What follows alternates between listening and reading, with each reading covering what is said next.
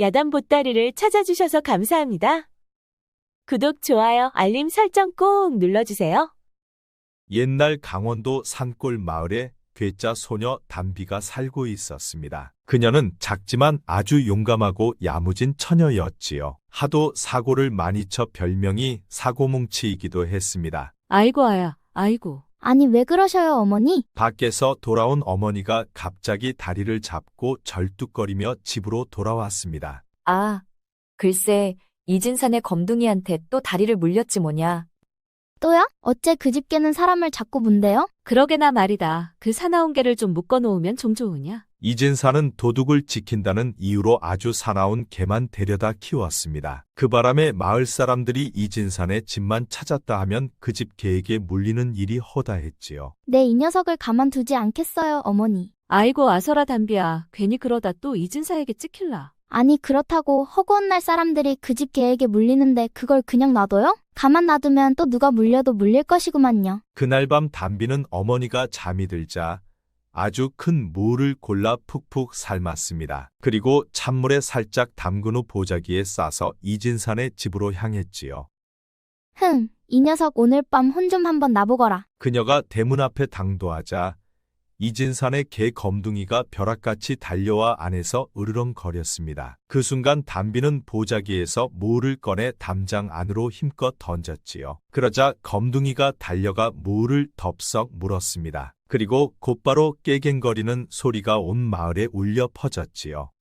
제대로 물긴 물었군. 어디 한번 고생 좀 해봐라. 담비는 이진사가 나올세라 후다닥 집으로 달려갔습니다. 그리고 방 안에 누워 크크거리며 웃다가 잠이 들었지요. 그런데 다음날 아침 일찍 이진사가 담비네 집을 찾아왔습니다. 담비 있느냐? 당장 나와 보거라. 새벽부터 이진사가 찾아와 고래고래 소리 지르는 바람에 담비 모녀는 잠에서 깨어났지요. 아니, 진사어른께서 아침부터 뭔 일이시오? 아, 몰라서 물어보시오. 어서 담비나 불러내시오. 밖이 하도 시끄럽자 담비는 눈을 비비며 문 열고 밖으로 나왔습니다. 담비 내 이놈. 내가 우리 검둥이한테 삶은 무를 주었겠다. 아이고, 진사어른, 그게 무슨 소리래요? 담비는 어제 초저녁에 일찍 잤구만요. 이보시오 담비애미. 우리 검둥이 이빨이 죄다 빠졌소. 아, 이 마을에 이 짓을 벌일 사람이 담비밖에 더 있어. 아니, 아무 증자도 없이 어찌 괜한 아이에게 뒤집어 씌운대요? 아니, 내가 뭐 없는 소리 했소. 우리 집 개 2마리를 산속으로 쫓아낸 것도 담비가 아니요. 어제 담비애미가 우리 검둥이한테 물린 것 때문에 담비가 또 그 짓을 벌인 게 아니냔 말이요. 벌써 3번째요, 3번째. 담비 때문에 우리 집 개가 벌써 3마리나 못 쓰게 됐단 말이요. 얘 담비야, 내가 그랬니? 아니요, 저는 잠만 자고 있었는데요. 겉보시오. 우리 담비는 잠만 잤다 하지 않소. 에잉 쯧쯧. 어째 모녀가 짜고 거짓말을 하는 것이요. 이제 나도 더 이상 참을 수가 없소이다. 저 담비 때문에 비싼 개만 벌써 3마리나 잃었는데 더는 참을 수가 없소. 담비네는 이제 내 땅에서 더 이상 농사를 지을 수가 없소. 당장 오늘부터 그만두시오. 진사께서 그리하시면 내가 뭐 겁낼 줄 아시오. 그깟 땅 좀 있다고 그렇게 위세 떨지 마시오. 어따 대고 우리 귀한 딸에게 뒤집어 씌우고 난리요. 허참, 반성하는 기미가 전혀 없구려. 내 이것까지는 참으려 했는데 작반하장도 유분수지 되려 큰 소리를 치다니. 내일까지 이 집도 비워주시오. 나를 이렇게 만든 것은 당신 모녀요. 까짓것 집을 비우라면 내가 뭐 겁낼 줄 아시오. 에잉 쯧쯧. 아니 대체 뭘 믿고 저렇게 바락바락 대드는지 모르겠구만. 이진사는 혀를 끌끌 차며 밖으로 나갔습니다. 그러자 시끄러운 소리에 잠을 깬 마을 사람들이 담비네 집으로 몰려와 이를 구경하고 있었지요. 아이고 어쩌자고 그렸어. 참았어야지. 이제 땅도 집도 없이 어떻게 살려고 그려? 아, 그려. 지금이라도 얼른 쫓아가 싹싹 빌어봐. 나는 내 딸을 모함하면 절대 참을 수가 없구만. 지집개에 이빨 빠진 것을 왜 하필이면 내 딸한테 뒤집어 씌우냔 말이여. 허긴 마을 사람들 중에 이진산의 개에게 물리지 않은 사람이 없지. 그때마다 담비가 나서서 이진산의 개를 산속으로 쫓아주는 바람에 우리가 살지 않았나? 아, 그려. 말이야 바른 말이지. 이진사가 너무하구만. 우리 마을에 도둑이 어딨다고 그렇게 사나운 개를 풀어놓냔 말이여. 아, 그나저나 담비네 이제 어떻게 할 것이오? 뭐 어떻게 비우라 하니 비워줘야지. 아, 담비네 땅도 집도 다 내주고 어디 가서 어떻게 살려고 그려. 아, 두 손 두 발 아직 멀쩡한디 어디 가서 굶어 죽기야 하겠어? 이거 얼마 안 되지만 자리 잡는데 보탰어. 그래, 나도 얼마 안 되지만 이거라도 가져가. 마을 사람들은 떠나는 담비네에게 한 푼 두 푼 돈을 모아 주었습니다. 다들 고마워. 허나 너무 걱정들 말더라고. 굶어 죽는 일은 절대 없을 테니. 마을 사람들이 돌아가고 담비 어머니는 본격적으로 보따리를 싸기 시작했습니다. 얘 담비야, 너도 내 옷까지 하고 중요한 것만 챙기거라. 어머니 드릴 말씀이 있어요. 할 말을 나중에 하고 어서 짐부터 싸거라. 담비는 자신 때문에 쫓겨나게 되어 어머니에게 너무 죄송스러웠습니다. 허나 지금 어머니의 상황으로 보아 사실대로 말할 수가 없었지요. 두 모녀는 보따리를 싸고 마을을 떠났습니다. 마을 사람들은 떠나가는 모녀를 멀리서 배웅해 주었지요. 어머니, 우리 어디로 가요? 이왕이면 한양으로 가자. 빌어먹더라도 큰 곳에서 빌어먹는 게 낫지 않겠느냐. 정말요? 말로만 듣던 한양으로 가는 거예요? 그렇단다. 아이 신나라. 어머니는 철없이 좋아하는 담비를 보며 이런저런 생각이 들었습니다. 사실 어머니는 모두 알고 있었지요. 담비가 무를 삶아 이진산의 개 이빨을 죄다 뽑아놓은 것을. 하지만 그녀는 담비를 감싸고 지켜주고 싶었습니다. 그만큼 어머니는 담비를 사랑했지요. 담비야, 한양은 크고 무척 넓단다. 그리고 사람들도 무척 많지. 그래서 한양에 가면 배울 것도 많단다. 너무 흥분되고 기대되어요, 어머니. 어머니는 담비에게 더 큰 세상을 보여주고 싶었습니다. 담비는 무척 특별한 아이였지요. 담비는 한 번 한다면 하는 아이였습니다. 그리고 그녀는 겁도 없었지요. 어머니는 그런 담비에게 더 큰 세상에서 더 많은 경험을 쌓기 바랬지요. 집 떠난 지 수일 만에 모녀는 한양에 당도했습니다. 그러자 고래등 같은 기와집과 수많은 사람들을 보며 담비는 무척 신기해했지요. 어머니, 이곳이 한양이에요? 사람도 많고 신기한 물건들도 많아요. 그래, 이곳이 한양이란다. 실컷 구경하거라. 담비는 어머니 손을 잡고 다니면서 이것저것을 실컷 구경했습니다. 진귀한 것도 많고 예쁜 것도 무척 많았지요. 그렇게 반나절을 구경하고 나니 배가 고파진 담비가 말했지요. 어머니 배고파요. 그래, 담비야, 나도 배고프다. 저기 저 집에 가서 국밥이나 한 그릇 사 먹자. 어머니는 담비 손을 잡고 국밥집으로 들어갔습니다. 그러자 그곳에는 사람들로 무척 부쩍거렸지요. 주모, 국밥 2그릇만 주시오. 어머니가 주문을 했지만 주모는 혼자 바쁘다 보니 정신이 없었습니다. 그러자 안 되겠다고 생각한 어머니는 팔을 걷어붙이고 주방일을 도왔지요. 하이고, 뉘신지는 모르나 참으로 고맙소. 때만 되면 맨날 이렇다오. 그러게요. 밥때가 되니 정신없이 바쁘구려. 어머니는 그릇에 국밥을 떠서 찬을 챙기고 담비에게 가져다 주었습니다. 배고프니 먼저 먹고 있거라. 어미는 일 좀 거들어주고 천천히 먹으마. 알겠어요, 어머니. 담비는 어머니가 챙겨온 국밥을 맛있게 먹었습니다. 어머니는 담비가 국밥을 먹는 것을 보고 주방으로 들어가 일을 도왔지요. 국과 밥을 푸고 쟁반에 담아 손님들에게 직접 내주기도 했습니다. 그리고 빈 그릇이 없으면 얼른 설거지를 잽싸게 해주었지요. 그렇게 밥때가 지나자 손님들은 하나둘 빠져나가고 국밥집은 이제서야 좀 한산해졌지요. 하이고, 덕분에 오늘은 참 수월했소. 배고플 텐데 어서 밥이나 같이 먹읍시다. 그리하여 주모와 어머니 담비는 한 상에 앉아 밥을 먹게 되었지요. 하이고, 아이가 참하고 예쁘게 생겼네. 너는 올해 몇 살이니? 13살요. 그렇구나. 눈빛이 초롱초롱한 것을 보니 아주 영리하겠구나. 주모는 담비를 보며 예쁘고 똑똑해 보인다며 칭찬해 주었습니다. 그런데 어디서 들어오셨소? 보아하니 한양 사람은 아닌 것 같은데. 우린 강원도에서 올라왔소. 아, 그렇소. 그런데 한양은 무슨 일 때문에 모녀가 함께 온 것이요? 어머니는 한양에 올라오게 된 자초지종을 말해 주었습니다. 아, 그런 일이 있었구려. 그런데 어디 기거할 곳은 있으시오? 아직 정해진 곳이 없소. 그럼 내일 좀 도와주면서 내 집에서 함께 지내면 어떻겠소? 보아하니 참 착한 사람들 같은데. 뜻밖의 제안에 어머니 얼굴에 화색이 돌았습니다. 그렇지 않아도 그녀는 뭐 해먹고 살지 걱정하고 있었지요. 그리만 해주면 나야 좋소. 아, 그럼 잘 됐네. 그렇지 않아도 요새 일손이 부족해 고민하던 차였는데.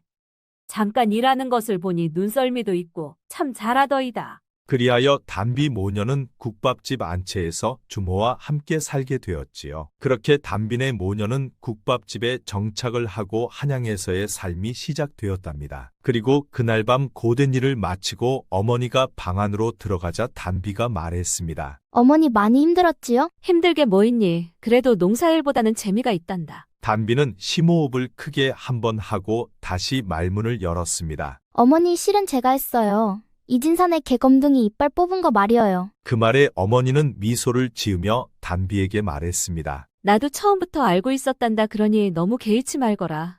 내가 그것 때문에 그동안 마음고생이 컸겠구나. 에휴. 혼날 줄 알았는데 어머니의 따뜻한 반응에 깜짝 놀란 담비가 물었지요. 그런데 어머니는 왜 모른 채 했어요? 결국 저 때문에 땅도 집도 내주고 쫓겨났잖아요. 그건 말이다. 이 어미에겐 그깟 땅과 집보다 내가 더 소중하기 때문이야. 그깟 일로 내가 기가 죽어서야 되겠느냐? 그리고 그 일은 내 잘못이 아니라 사나운 개를 풀어 키운 이진사의 잘못이니라. 어머니 말에 담비는 눈물이 나왔습니다. 그녀는 어머니를 벌하지 않았지요. 어머니가 자신을 얼마나 사랑하는지 담비는 알 수가 있었지요. 그 일로 담비는 뭔가를 깨닫고 철이 들었습니다. 자신이 무심코 벌인 일 때문에 집까지 쫓겨나는 상황을 겪은 담비는 앞으로 무슨 일을 벌이든 뒷일을 먼저 생각해야 한다는 것을 깨닫게 되었지요. 그리고 이런 깨달음은 담비의 운명을 바꾸게 됩니다. 그리고 어느덧 시간이 흘러 담비는 성인이 되었습니다. 성인이 된 담비는 많이 달라져 있었지요. 그녀는 서점에서 일하면서 책들을 죄다 읽었습니다. 그리고 대형 상단에서 출납장부를 통째로 맡아 관리도 했지요. 그곳에서 그녀는 돈의 흐름을 제대로 알게 되었습니다.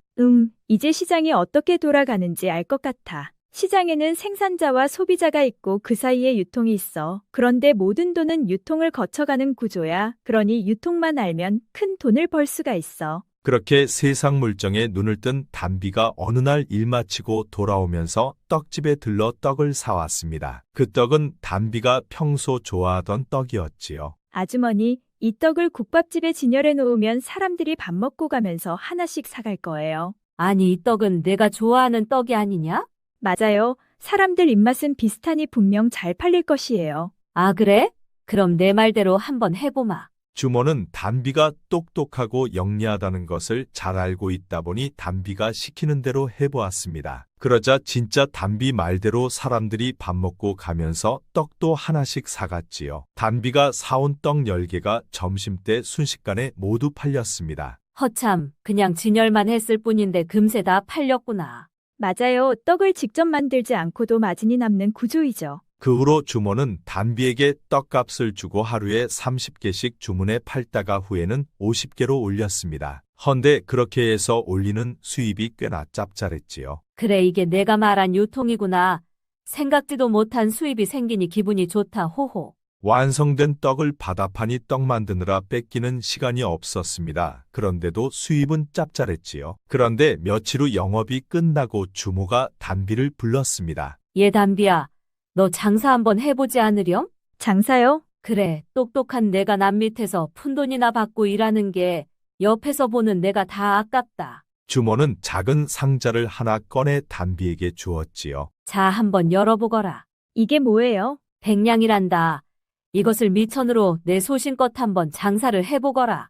아니 그래도 어떻게 이런 큰돈을 제가. 너는 내게도 딸 같은 아이다. 그러니 부담 갖지 말고 내 능력을 한번 펼쳐보거라. 담비는 갑자기 큰돈을 덥석 내준 주모가 너무 고마웠습니다. 그렇지 않아도 그녀는 장사 미천을 만들기 위해 돈을 모으고 있었지요. 헌데 뜻밖에도 장사 미천이 한 번에 해결이 되었습니다. 고마워요 아주머니. 이 은혜 잊지 않을게요. 멀찍이서 두 사람을 보고 있던 어머니는 옷소매로 눈물을 닦았습니다. 그날 밤 담비는 주모에게 받은 백냥을 어머니에게 보였지요. 어머니, 이 돈을 아주머니가 장사 미천하라고 주셨어요. 그래 담비야, 그건 너의 올바른 품성과 가능성을 보였기 때문이야. 그러니 지금처럼만 하면 된다. 네 어머니, 헌데 전 그냥 좌판에서 파는 장사는 안 할 거예요. 그럼 장사를 어떻게 하려고? 저는 소매로 파는 대신 장터에서 장사하는 분들에게 납품을 할 거예요. 그럼 제가 하루 종일 앉아 있을 필요도 없고 더 좋은 물건을 찾거나 개발하는데 시간을 쓸 수 있어요. 장사에서 오랫동안 살아남으려면 품질이 좋아야 하거든요. 허참, 내가 벌써 장사꾼이 다 되었구나. 어머니는 성장해 가는 담비를 보면서 무척 흡족했습니다. 그리고 한양에 오길 잘했다는 생각이 들었지요. 다음날 담비는 본격적으로 시장 조사를 나갔습니다. 재고가 상해서 손해나지 않는 상품, 사람들이 반복적으로 사가는 소비성 제품 위주로 살펴보기 시작했지요. 담비는 상점이 많은 거리 중앙에 서서 사람들이 상점으로 들어가는 횟수를 일일이 기록했습니다. 그렇게 며칠을 조사하고 보니 잡화점, 식료품점, 의류점 순으로 손님이 많았지요. 그런데 시장 조사하는 과정에서 유독 담비 눈에 띄는 게 하나 있었습니다. 그것은 다름 아닌 양반 여인들의 옷과 장신구였지요. 그녀들은 옷이 이미 있어도 예쁜 옷이 새로 나오면 사고 또 샀습니다. 그리고 장신구들도 마찬가지였지요. 그래 저거야. 저들은 옷을 해줘서 사는 게 아니라 예쁘면 사는 사람들이야. 그러니 계절마다 예쁜 옷을 새롭게 내놓으면 반복적인 구매가 이루어져. 담비는 조사 끝에 양반 여인들의 옷과 장신구를 취급하기로 마음먹었습니다. 그리하여 그쪽을 더 조사하기 시작했지요. 그런데 단 한 번의 실패도 없이 성공하려면 지금 시중에 나와 있는 옷들로는 승부를 볼 수가 없었습니다. 의류 상점에 걸려있는 옷들이 다들 비슷비슷했지요. 상점에서 파는 옷들의 수모양이 비슷한 것으로 보아 다들 한 곳에서 받아서 파는 것 같아. 저런 옷을 받아서 납품하면 승산이 없어. 그녀는 뭔가 하나를 결정하면 그 결정이 어떤 결과를 가져올지 수십 번을 생각하고 또 생각했습니다. 그것은 이진사의 개의 이빨을 모두 뽑아놓는 바람에 쫓겨난 경험에서 비롯되었지요. 그래서 담비는 고심 끝에 자신이 직접 수놓을 모양을 고안해서 옷을 만들어야겠다고 생각했습니다. 그리 생각한 담비는 양반 여인만 보이면 그녀들을 졸졸 따라다니며 철저히 분석을 시작했지요. 그녀의 얼굴 생김새와 성격 그리고 그녀가 고르는 옷은 어떤 옷인지 철저히 분석했습니다. 그렇게 분석한 자료를 바탕으로 옷에 넣을 자수의 모양을 고안하기 시작했지요. 그렇게 옷에 넣을 자수 모양 그림 10장과 최고 좋은 비단을 사서 바느질 집으로 향했습니다. 아니, 이렇게 만들면 돈이 2배는 더 들어가. 괜찮아요. 이 모양이 마음에 드는 분에게는 그만한 가치가 있으니까요. 경험도 없이 처음부터 이렇게 무리하면 위험해. 어찌 처녀가 사내 대장부보다 겁이 없어. 자수 모양도 죄다 복잡한데 한 그림당 옷을 한 벌씩만 만들다니 너무 원가만 비싸지고 못 팔면 어쩌려고 그래. 제가 다 생각이 있어서 그래요, 어르신. 옷 만드는 장인은 담비의 주문을 보고 걱정이 많았습니다. 지금까지 단 한 사람도 담비처럼 주문한 사람이 없었지요. 죄다 생산 원가를 낮추느라 자수도 조금만 넣고 원단도 최고급 비단을 잘 쓰지는 않았지요. 헌데 담비는 정반대였습니다. 자수도 화려했고 원단도 최고급 비단만을 썼지요. 그러다 보니 다른 옷들에 비해 생산원가가 2배, 3배 높았습니다. 수십 년 동안 옷을 만들어 온 장인도 혀를 내두를 정도였지요. 그렇게 담비는 옷을 주문했고 드디어 한 달 만에 옷 10벌이 나왔습니다. 옷들은 너무도 아름답고 예쁘게 잘 나왔지요. 고맙습니다, 어르신. 하이고야, 내가 그 옷을 잘 팔 수 있을지 모르겠구나. 헌데 만들어 놓고 보니 나도 그 옷이 욕심은 나더라. 제가 돈 많이 벌면 어르신만을 위한 옷을 한 벌 고안해 드릴게요. 그래, 말만 들어도 고맙다, 예. 담비는 완성된 옷을 들고 장안에서 제일 큰 옷 상점으로 가져갔습니다. 그래, 내가 말한 옷이 이 옷들이냐? 네, 맞아요, 어르신. 하이고야, 참으로 곱다고 와. 나도 한 벌 사 입고 싶구나. 이 옷을 걸어놓고 팔리는 대로 제게 돈을 주시면 돼요. 그래, 알았다. 이 옷을 우리 가게에 걸어놓으면 가게 분위기가 한층 살겠구나. 헌데 다른 옷에 비해 10배가 비싼데 잘 팔릴 수 있을까? 처음 10장을 파는데 시간은 좀 걸리겠지만 10장이 팔리고 나면 그 다음부터는 주문이 들어올 것입니다. 그럼 그때부터는 주문받고 옷을 만들 생각이어요. 그러니까 이번에 가져온 10벌은 견본인 셈이구나. 그렇습니다요, 어르신. 옷 상점 주인은 곧바로 담비가 만들어 온 옷 10벌을 가장 눈에 잘 띄는 곳에 걸었습니다. 그러자 상점이 무척 고급스러워 보였지요. 그런데 그때 마침 그 앞을 지나던 양반 아씨가 그 옷을 보았지요. 어머니, 이 옷 좀 보셔요. 너무 예쁘지 않아요? 그렇구나. 장안에서 이런 옷은 처음 보는구나. 양반 여인들이 담비 옷에 관심을 보이자 상점 주인이 말했습니다. 호, 저희 집에 오래간만입니다요, 마님. 이 옷은 조선에 딱 한 벌씩만 있는 옷들이 없지요? 정말이에요? 정말 딱 한 벌만 있는 옷인가요? 그렇습니다요, 아씨. 하지만 한 해가 지나면 같은 옷들이 시중에 풀린답니다. 그렇다 해도 올해는 딱 한 벌짜리 옷이란 말이죠? 맞습니다요, 아씨. 어머니, 저는 이 옷하고 이 옷 2벌로 할게요. 그럼 나도 이거하고 이것으로 해야겠다. 양반 모녀는 담비가 만들어 온 옷을 2벌씩 골랐습니다. 그래 값은 얼마더냐? 최고급 비단의 조선의 최고 장인들의 자수가 들어가 값은 좀 나가지요. 한 벌당 20단량씩 해서 네 벌이 딱 100냥입니다요.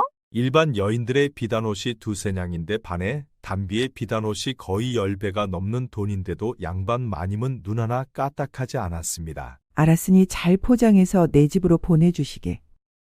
그리합지요, 마님? 단비는 옆에서 양반 여인들의 반응을 꼼꼼히 살펴보았습니다. 예상대로 그녀들은 값보다 가치와 희귀성의 주머니를 열고 있었지요. 희야, 내 옷의 반응이 장난 아니구나. 귀부인들은 아무리 마음에 들어도 내색을 잘하지 않는단다. 헌데 저 정도면 정말 마음에 든다는 거지. 이판대감댁 마님께서 옷을 가져가셨으니 머지않아 귀부인들이 찾아올 것입니다. 그분들은 진귀한 것은 꼭 모임에서 선보이시거든요. 호호, 내가 벌써 장사꾼이 다 되었구나. 내 덕에 우리 집의 마나님들의 발길이 끊이질 않겠다. 호호. 철저하게 분석하고 만든 옷이다 보니 예상대로 귀부인들의 반응이 좋았습니다. 그리고 불과 며칠도 안 되어 10벌의 옷이 모두 팔려나갔지요. 이제 분석하고 예상한 대로 양반 귀부인들이 주머니를 여는 방법을 확인한 단비는 본격적으로 사업에 착수했습니다. 그녀는 옷에 넣을 자수 모양을 자신이 직접 고안하기도 했지만 그런 감각을 가진 사람들을 찾아내기 시작했지요. 지금으로 말하면 디자인 감각이 있는 인재들을 찾기 시작한 것이었지요. 그렇게 감각이 뛰어난 인재들을 찾은 단비는 한양 외곽의 작은 집을 빌려 본격적으로 내년 봄에 팔 옷을 디자인하기 시작했습니다. 그리고 올해 직접 디자인한 옷 10벌은 대량 생산 준비에 들어갔지요. 이 옷들은 내년 봄부터 전국 의류상점에 납품 예정이었습니다. 단비의 옷이 반응이 좋은 것을 확인한 옷가게 주인이 돈을 대고 각각 디자인이 다른 옷 10가지를 1000장씩 작업에 들어갔습니다. 그러니까 총 10,000장이나 되는 엄청난 숫자였지요. 그리고 전국 상점에 납품하는 것은 단비가 일했던 대형 상단에서 맡기로 했습니다. 그렇게 단비는 한양에서 최고 큰 의류상점과 전국 거래망을 가진 상단과 계약을 맺고 본격적으로 일을 시작했지요. 그리고 단비가 디자인한 생산량의 벌당 무조건 한 냥을 받는 구조였습니다. 그러니까 10벌이 만들어지면 단비는 앉은 자리에서 10,000냥을 버는 구조였지요. 그리고 단비가 돈 들어가는 곳은 견본옷을 만들 때뿐이었습니다. 그러니까 단비가 한 해에 10,000냥을 벌어도 최소 9,000냥 이상이 남는 구조였지요.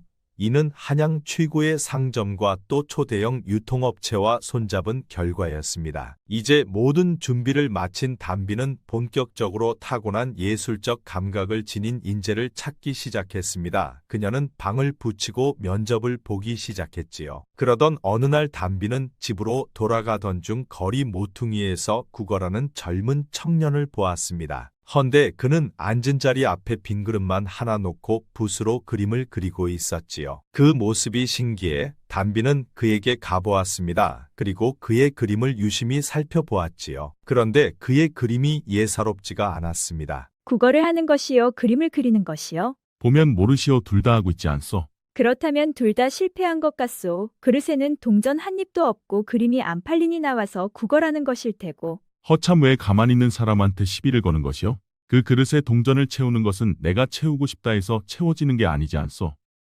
그리고 그림 또한 내가 팔고 싶다고 해서 팔리는 게 아니지 않소. 내보아하니 그대는 천부적 재능을 타고났소.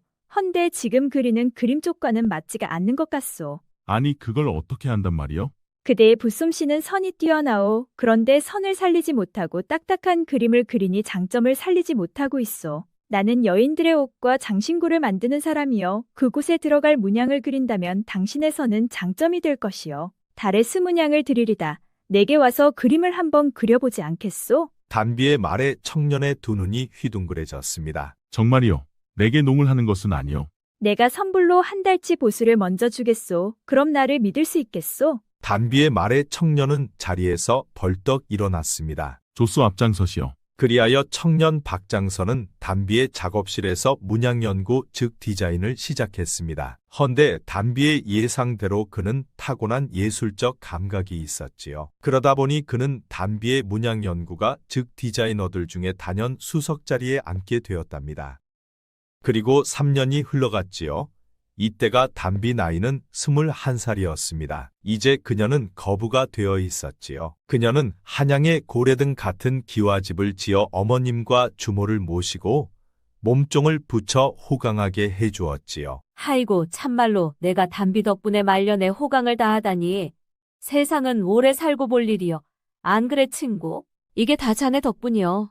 자네가 그때 담비에게 장사 미천을 대주어서 담비가 일어설 수 있지 않았겠어. 담비 어머니와 주모는 성격도 잘 맞았는데 두 사람은 세상 둘도 없는 친구가 되어 있었습니다. 담비는 이제 옷만 디자인하는 게 아니고 장신구와 신발 머리에 쓰는 비녀까지 모두 디자인하고 있었지요. 최고의 감각을 가진 인재들만을 고용해 디자인을 했고 특히 천부적으로 타고난 박장서의 디자인은 담비도 감탄할 정도였지요. 담비의 이름을 달고 나오는 제품들은 시장에서 확실히 차별화되었습니다. 양반과 귀부인과 아씨들은 담비 신제품이 나오면 앞 다투어 사는 흐름이 유행처럼 번졌습니다. 그만큼 그녀의 제품은 확실히 차별화가 되어 있었지요. 그녀는 단 한 번의 실패도 없이 손때는 족종 모두 대박이 났습니다. 그만큼 사전에 철저하고도 완벽하게 분석을 하고 있었기 때문이었지요. 아이고야 담비야, 내 덕에 내가 요새 살맛이 난다. 내 평생 옷장사에서 번 돈보다 너하고 동업해 3년 동안 번 돈이 몇 배가 더 많구나. 그게 어디 저 때문이겠어요. 어르신께서 안목이 있으셔서 많은 돈을 투자하셨기 때문이었지요. 그 덕에 저도 부자가 되었어요. 아나야, 내 옷이 워낙 이쁘고 손님들 반응이 좋으니 투자한 것이지. 그건 그렇고 이제 너도 나이가 차즈니 혼인을 해야 하지 않겠느냐? 너를 며느리 삼고 싶어하는 양반과 마나님들이 여럿 있단다. 저는 아직 혼인할 생각이 없어요, 어르신. 아직도 할 일이 많거든요. 아이고 얘야, 혼인은 때가 있는 법이란다. 때를 놓치면 좋은 혼처는 안 들어올 수도 있단다. 그래도 지금은 생각이 없어요. 담비는 상점을 나오면서 생각이 많았습니다. 사실 그녀는 문양을 총괄하는 즉 지금 말로 수석 디자이너 박장서를 마음에 두고 있었지요. 헌데 그는 단 한 번도 담비에게 마음을 표현하지 않았지요. 담비에게 마음이 있는지 없는지조차 구분이 되질 않았습니다. 하여 담비는 이대로 더는 기다릴 수 없다고 생각했지요. 그리하여 그녀는 박장서를 밖으로 불러내 그의 마음을 확인해 봐야겠다고 생각했습니다. 전에 어머님께서 꿀을 좋아하시는 것 같아 부탁해서 구해놨어요. 그러니 저와 같이 지금 가요. 그렇소. 고맙소이다. 그런데 번거롭게 내 집까지 직접 갈 필요 있어. 내가 어머님께 전달해 드리겠소. 아니요, 내가 직접 어머님께 전달해 드릴 테니 어서 앞장이나 서시오. 거참 굳이 번거롭게 그럴 것 없대도 그러시오. 허참 앞장이나 서래도 뭔 말이 그리 많소. 담비는 강제로 박장서를 앞장세워 그의 집으로 찾아갔습니다. 아이고 담비 처녀가 어쩐 일이야. 그간 잘 계셨지요, 어머님. 꿀을 좋아하셔서 가져와 봤어요. 아이고 저런. 내가 꿀 좋아하는 것을 잊지 않고 있었구만. 그렇지 않아도 마침 꿀이 다 떨어졌던 참이야. 아, 그럼 마침 잘 되었네요. 담비는 박장서의 어머님을 벌써 여러 차례 찾아뵈었습니다. 그래서 두 사람은 허물이 없을 정도로 가까웠지요. 담비는 오래간만에 박장서의 어머님을 만나 많은 대화를 나누었습니다. 그런데 어머님이 먼저 민감한 이야기를 꺼냈지요. 그런데 담비 처녀는 시집 안 가? 그렇지 않아도 생각 중이어요, 어머님. 그래 담비 처녀는 능력도 있고 재력이 있어서 좋은 신랑감을 만날 것이야. 그런데 어머님, 저는 배경 좋은 사람보다 선하고 인품 좋은 사람이면 좋겠어요. 그러고 보면 우리 담비 처녀가 속이 꽉 찼어. 그러니 대성을 하지. 그런 분 어머님 주변에 있으면 제게 귀뜸 좀 해주셔요. 아니 그러니까 담비 처녀 신랑감 찾는데 나한테도 기회가 있는 것이야? 야 장서야 잠시 좀 들어와 보거라. 잠시 후 박장서가 들어오자 어머님이 말했습니다. 담비 처녀 여기 있어. 우리 장서야 말로 담비 처녀가 말 안 선하고 인품 있는 사람이지. 어때요 담비 처녀 눈에는 안 차나? 그런데 저보다도 장서도령의 생각이 어떨지. 야 장서야 너는 담비 처녀를 어떻게 생각해? 어머니 말에 박장서의 얼굴이 붉게 물들었습니다. 그러자 이때를 놓치면 안 된다고 생각한 어머님이 다시 또 재차 물었지요. 야 장서야 담비 처녀가 내 생각을 궁금해한다. 그러니 내 생각을 어서 한번 말해보거라. 그러자 한참 만에야 박장서가 입을 뗐지요. 저는 담비 처녀가 좋지만 담비 처녀 생각이 어떨지 모르겠어요. 박장서는 어떨결에 속마음을 털어놓았습니다. 오, 그래. 그러니까 장서 너도 단비 처녀가 마음에 있다는 것이로구나. 그럼 이제 단비 처녀가 한번 말해봐. 우리 장서는 어때요? 박장서의 고백에 단비도 때는 이때다 하고 속마음을 털어놓았지요. 장서도령이 좋다 하니 저도 좋아요, 어머니. 단비의 말에 어머니도 박장서도 깜짝 놀랐습니다. 그들은 한동안 말을 잇지 못했지요. 어머니는 옷소매로 눈물을 닦으며 단비의 손을 잡았습니다. 내가 우리 장서를 좋게 봐줘서 참으로 고맙다. 인연이 이렇게 이어지다니 꿈만 같구나. 그날 밤 어머님을 통해 박장서와 단비는 서로의 마음을 알게 되었습니다. 두 사람은 서로를 마음에 두고 있었지만 지금까지 어느 하나도 내색을 하지 못했었지요. 그리하여 다음해 봄날 두 사람은 혼례를 올렸습니다. 아이고, 선남선녀구만 그래. 어쩜 저리도 잘 어울리는 한 쌍이래 그래. 딸의 혼례식을 보면서 단비 어머니는 조용히 눈물을 흘렸습니다. 그녀는 딸이 대견하고 너무나도 자랑스러웠지요. 그리고 박장서의 어머니도 옷소매로 눈물을 훔치고 있었습니다. 가문이 몰락하고 남편이 병들어 세상을 떠나자 그녀는 하나밖에 없는 아들 장서만을 바라보며 힘든 세월을 견뎌냈습니다. 헌데 이제 착하고 능력 있는 재벌 며느리를 얻게 되어 그녀는 감복에 겨워 눈물을 흘렸지요. 은매 담비 좀 보소. 이진사는 이자 담비 앞에서는 세 발에 피어. 아잽이 안 된단께. 아니 그런데 자가 이진산에게 이빨 죄다 뽑아놓은 담비가 맞아? 이자 보니 개천에서 용났네 용났어. 고향 마을 사람들까지 한양에 찾아와 단비의 혼인을 축하해 주었습니다. 단비는 이진사에게 땅을 죄다 사서 고향 마을 사람들에게 나누어 주었습니다. 이제 더 이상 이진사 횡포의 마을을 떠나는 사람은 없게 되었지요. 최고의 판단력과 최고의 예술 감각을 가진 두 사람이 부부가 되어 단비의 사업은 날로 번창했습니다. 그들은 조선 최고로 품질 좋고 고급스런 명품을 만들어내는 장인으로 나라에서도 인정을 받았지요. 그리하여 그들이 만든 명품은 궁중에도 납품되어 왕실 지정업체로 발탁되었답니다. 단비는 말괄량이 사고 뭉치였지만 그녀는 자신의 행동으로 고향 마을에서 쫓겨나자 깨달은 바가 컸지요. 그것은 자신의 행동에 책임을 져야 한다는 것이었습니다. 그러다 보니 그녀는 어떤 결정이든 그로 인한 결과를 수십 번을 반복적으로 생각하는 습관이 생겼지요. 그 때문에 그녀는 단 한 번의 실패도 없이 승승장구할 수 있었습니다. 손자병법에 지자견엄이맹이라는 말이 있습니다. 지혜로운 자는 결정하기 전 열 길 앞을 내다본다는 의미이지요. 이는 아직 드러나지 않은 결과를 미리 안다는 말로 지혜롭고 슬기로운 자를 뜻합니다. 단비의 경우가 이에 해당하지 않을까요? 구독과 좋아요, 알림 설정 꼭 부탁드립니다. 앞으로도 재미있는 이야기가 많으니 다른 영상도 재미있게 봐주세요. 우리 이야기가 재미있으셨나요? 그럼 여러분 모두 오늘도 행복하고 즐거운 시간 되세요. 야단 보따리를 찾아주셔서 감사합니다. 구독, 좋아요, 알림 설정 꼭 눌러주세요. 옛날 어느 산골 마을에 가난한 농부 덕보가 살았습니다. 덕보는 병든 어머님을 모시고 살았는데 흉년이 계속되어 먹고 살 일이 막막했지요. 그런데 그에게는 어디다 내놔도 빠지지 않는 미모를 가진 딸이 하나 있었습니다. 그녀의 이름은 아련이었지요. 아련은 미모가 빼어나 마을 총각들에게 인기가 많았습니다. 헌데 그녀는 총각들에게는 관심이 없고 훈장이셨던 박선비에게 글을 배우는 게 재밌었지요.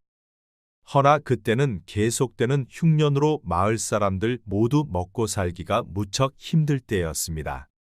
아련이네도 흉년은 피해갈 수가 없었지요. 그날도 아련이는 죽을 끓여 병석에 누워있는 할머니에게 가져갔습니다. 할머니, 일어나 죽 좀 드셔요. 아련이는 할머니에게 쌀겨죽을 끓여주었습니다. 그런데 이제 쌀겨마저도 바닥을 보였지요. 아이고 얘야. 이제 나는 살 날도 많지 않으니 살날이 창창한 너나 먹거라. 아니에요, 할머니. 우린 괜찮으니 아픈 할머님께서 드셔야지요. 아련이는 할머니를 부축하여 할머니에게 죽을 떠먹여 드렸습니다. 할머니는 한사코 말렸지만 아련이는 포기하지 않고 할머니에게 죽을 드렸지요. 이제 아련이 집에는 먹을 것이라고는 남아있는 게 하나도 없었습니다. 그런 모습을 보며 아련이 아버지 덕보는 땅이 꺼져라 한숨을 쉬었지요. 그런데 그날 갑자기 마을에서 제일 부자 이생원이 아련이 집을 찾아왔습니다. 원래 그는 장터에서 소금 장사를 하던 상놈 출신이었지요. 헌데 엄청난 부를 쌓고 고래등 같은 기와집에서 살면서 돈놀이를 하는 야비한 인간이었습니다. 그는 양반은 아니었지만 돈이 곧 힘이던 시절이라 사람들은 그의 눈치를 봤지요. 그에게 잘못 보이면 뒤끝이 장난이 아니었습니다. 노비들을 시켜 몽둥이질을 하기도 하고 돈을 갚을 때까지 끝없이 행패를 부리는 자였지요. 이복의 덕보, 내 돈을 언제까지 갚을 생각인가? 아이고 생원날이 벌써 3년째 흉년이 들어 저희 식솔들 입에 풀칠할 것도 없습니다요. 그러니 다음 해 곡식을 수확할 때까지만이라도 기다려주시면 안 되겠는지요. 아니 이복의 덕보, 나는 뭐 땅 파서 장사하는 줄 아는가? 자네에게 빌려준 돈이 들어오지 않으니 나도 손해가 이만저만이 아니란 말일세. 그래도 나리께서는 먹고는 살지 않습니까요. 당장 병든 어머님께 죽 한 그릇도 드리지 못하는 저희를 불쌍히 여겨 한 번만 좀 봐주십시오. 그때 할머니에게 죽을 드린 아련이가 빈 그릇을 들고 밖으로 나왔습니다. 그녀는 이생원이 집에 와 있는 것을 보고 넙죽 인사를 했지요. 오셨어요, 생원날이. 아련이를 본 이생원의 두 눈이 왕방울만하게 커졌습니다. 아니 너가 아련이냐? 그렇사옵니다, 날이. 아이고야, 고울리게 때 보았던 내가 벌써 이리 컸단 말이냐? 이생원은 절세미인으로 성장한 아련을 보며 적잖이 놀랐습니다. 그 순간 그의 머릿속에 음큼한 생각이 번개처럼 스쳐갔지요. 저런 미모라면 한번 품어볼 수만 있으면 좋을 것 같군. 그리 생각한 이생원은 아련이 아버지에게 말했습니다. 내 자네 빛을 탕감해 줄 수 있는 묘안이 하나 떠올랐네. 아이고 그게 정말입니까요? 어서 한번 말씀해 주시지요. 보아하니 자네 집에 식량도 떨어진 것 같은데 내 입 하나는 줄여줄 수 있지. 아련이를 내게 주시게. 그럼 빚도 탕감해 줄 수 있어. 아무리 그래도 어떻게 하나밖에 없는 딸자식을 내어준단 말이요? 뭐 싫으면 말게. 우선 자네 병든 노모도 살아야 할 것이 아닌가. 내 아련이를 데려가는 대신에 콩도 한 말 줌세. 그럼 빚도 갚고 입도 줄고 식량도 생기니 일석삼조가 아닌가? 이생원 말에 덕보는 병든 어머니가 걱정되었습니다. 당장 콩 한 마리라도 생기면 어머님 끼니는 때울 수가 있었지요. 그때는 3년째 흉년으로 쌀이 무척 귀했습니다. 그러니 이생원은 쌀 대신 콩으로 주겠다 한 것이지요. 어찌 하겠는가? 싫으면 나는 이만 가보겠네. 하지만 내일부터는 내 대신 내 집 노비들이 찾아올 것이야. 그럼 어찌 되는지 말 안 해도 잘 알겠지. 이생원 집 노비들은 무지막지하기로 소문이 나 있었습니다. 그들은 빚쟁이들을 찾아다니며 살림을 부수고 심지어는 사람에게 매질도 서슴지 않았지요. 그리고 이생원이 이대로 돌아가 버리면 이런 기회는 다시 없을 수 있다는 불안감도 들었습니다. 그래 우리 아련이라도 배 굼지 않고 편하게 살면 되지 않겠는가? 그리 생각한 아버지는 눈물을 머금고 이생원에게 말했습니다. 그리 하겠소. 대신 우리 아련이에게 잘해주시오. 아, 그야 여부가 있겠나. 내 고울리게 때부터 봐왔으니 내 딸처럼 잘해주마. 그리하여 아련이는 이생원에게 콩 한 말에 팔려가게 되었지요. 그녀는 속으로 눈물이 났지만 울지는 않았지요. 아버지가 마음 아파할까봐 그녀는 울지도 못했습니다. 그리고 콩 한 마리 생기면 할머니도 굶지 않을 수가 있었지요. 아련이는 싫었지만 할머니와 아버지를 위해 실은 내색 없이 이생원을 따라 나섰습니다. 이 애비가 정말 미안하구나 아련아. 부디 건강히 잘 살 거라. 너무 걱정 마셔요, 아버지. 저는 잘 살 테니 할머님만 잘 보살펴 주셔요. 아련이는 아버지를 위해 억지로 웃어 주었습니다. 그리고 그녀는 할머니에게는 인사하지 않았지요. 팔려가는 줄 할머니가 알면 크게 걱정할 것 같아 그녀는 곧장 이생원을 따라 나섰습니다. 그러자 이생원은 흐뭇한 표정으로 아련이를 데려갔지요. 아버지 덕보는 멀어져가는 아련이를 보면서 땅바닥에 주저앉았습니다. 그리고 눈물을 하염없이 흘렸지요. 이생원을 따라 그의 집에 들어간 아련이는 두 눈이 휘둥그레지고 말았습니다. 이생원의 집은 양반댁 못지않았고 팔짝 지붕에 홍살문까지 세워두고 있었지요. 마치 높은 벼슬자리라도 된 듯 이생원은 기세를 부리고 있었습니다. 무릎이 까지고 입술이 튼 하녀들이 아침부터 저녁까지 마당을 쓸고 집안일을 쉬지 않고 하고 있었지요. 또 하나 드렸단 말이야? 이번엔 꽤나 얼굴이 반반하네. 이생원의 첩이자 집안 여인들 중 가장 먼저 자리를 잡은 오기는 아련이를 위아래로 훑어보았습니다. 그리고 그녀의 눈에는 시기와 질투가 서려 있었지요. 겁먹은 아련이는 고개를 떨군 채 이생원의 뒤를 바짝 쫓아갔습니다. 아련이를 집으로 데려온 이생원은 곧장 여종 곰순댁을 불러 말했지요. 이복의 곰순댁 이 아이를 깨끗이 목욕시키고 비단옷도 만들어 주시게. 아니, 이 아이는 아련이가 아닙니까요? 그렇다네. 이제 내 세 번째 부인이 될 것이야. 그러니 각별히 신경 써서 잘 좀 꾸며주시게나. 알겠구만요, 나리. 헌데 아련이가 언제 이렇게 커서 미인이 되었답니까요? 판정승 나리도 울고 가겠습니다요. 그래, 이 아이는 진흙 속에 감춰진 진주와 같은 아이다. 이제 내 첩에 걸맞게 매화가 필 때 내 집에 들였으니 이름도 매화라 부르거라. 알겠습니다요, 나리. 곰순댁은 아련이를 데려가 물을 데우고 깨끗이 목욕을 시켰습니다. 떼꾸 정모를 쭉 빼놓고 보니 아련이의 미모는 눈부실 정도로 아름다웠지요. 하이고 참말로 양귀비가 따로 없네. 어쩜 이렇게 아름다울꼬? 생원 나리께서 입이 딱 벌어지겠구만. 그런데 아련아, 너는 괜찮은 것이냐? 어째 이렇게 울지도 않고 침착하니? 아픈 할머니와 아버지를 위한 기린이 전을 하나도 슬프지 않아요. 하이고 효녀가 따로 없네 없어. 너는 심성이 고와서 꼭 복 받을 것이야. 곰순댁은 아련이를 씻기고 비단옷을 입혔습니다. 그러자 그녀는 사대부 양반 가문의 아씨보다 더 기품 있고 아름다웠지요. 자, 너도 한번 보거라.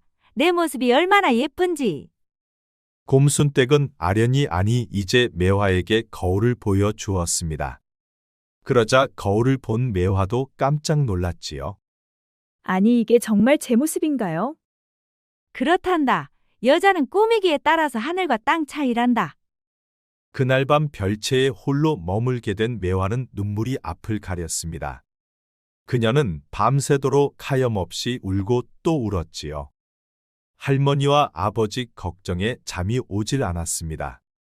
할머니 잘 드시고 꼭 쾌차하셔야 해요. 그리고 아버지도 제 걱정은 마셔요. 그리고 며칠이 지났습니다. 이생원이 곰순댁을 불렀지요. 곰순댁, 매화 꽃단장은 마쳤느냐? 그렇습니다요, 나리. 때 빼고 광 내놓으니 양귀비는 저리 가라 합니다요. 오호, 그러느냐? 곰순댁 말에 이생원은 무척 흥분되었습니다. 지금 당장이라도 곱게 꾸민 매화를 보고 싶었지요. 그렇다면 매화를 오늘 밤 내 처소로 드리거라. 보응부대로 하겠습니다요, 나리. 양귀비 뺨친다는 말에 이생원은 기분이 좋아 안채로 들어갔습니다. 그리고 어서 밤이 되기만을 기다렸지요. 들어온 지 며칠이나 되었다고 벌써부터 날이 처소로 드린단 말이냐? 이건 해도 너무하는 게 아니냐? 이생원의 첫 번째 첩오기는 곰순댁을 불러 한마디 했지요. 여자인 내가 봐도 매화는 참으로 매력적입니다요, 마님. 그러니 생원 나리께서는 오죽하겠습니까요?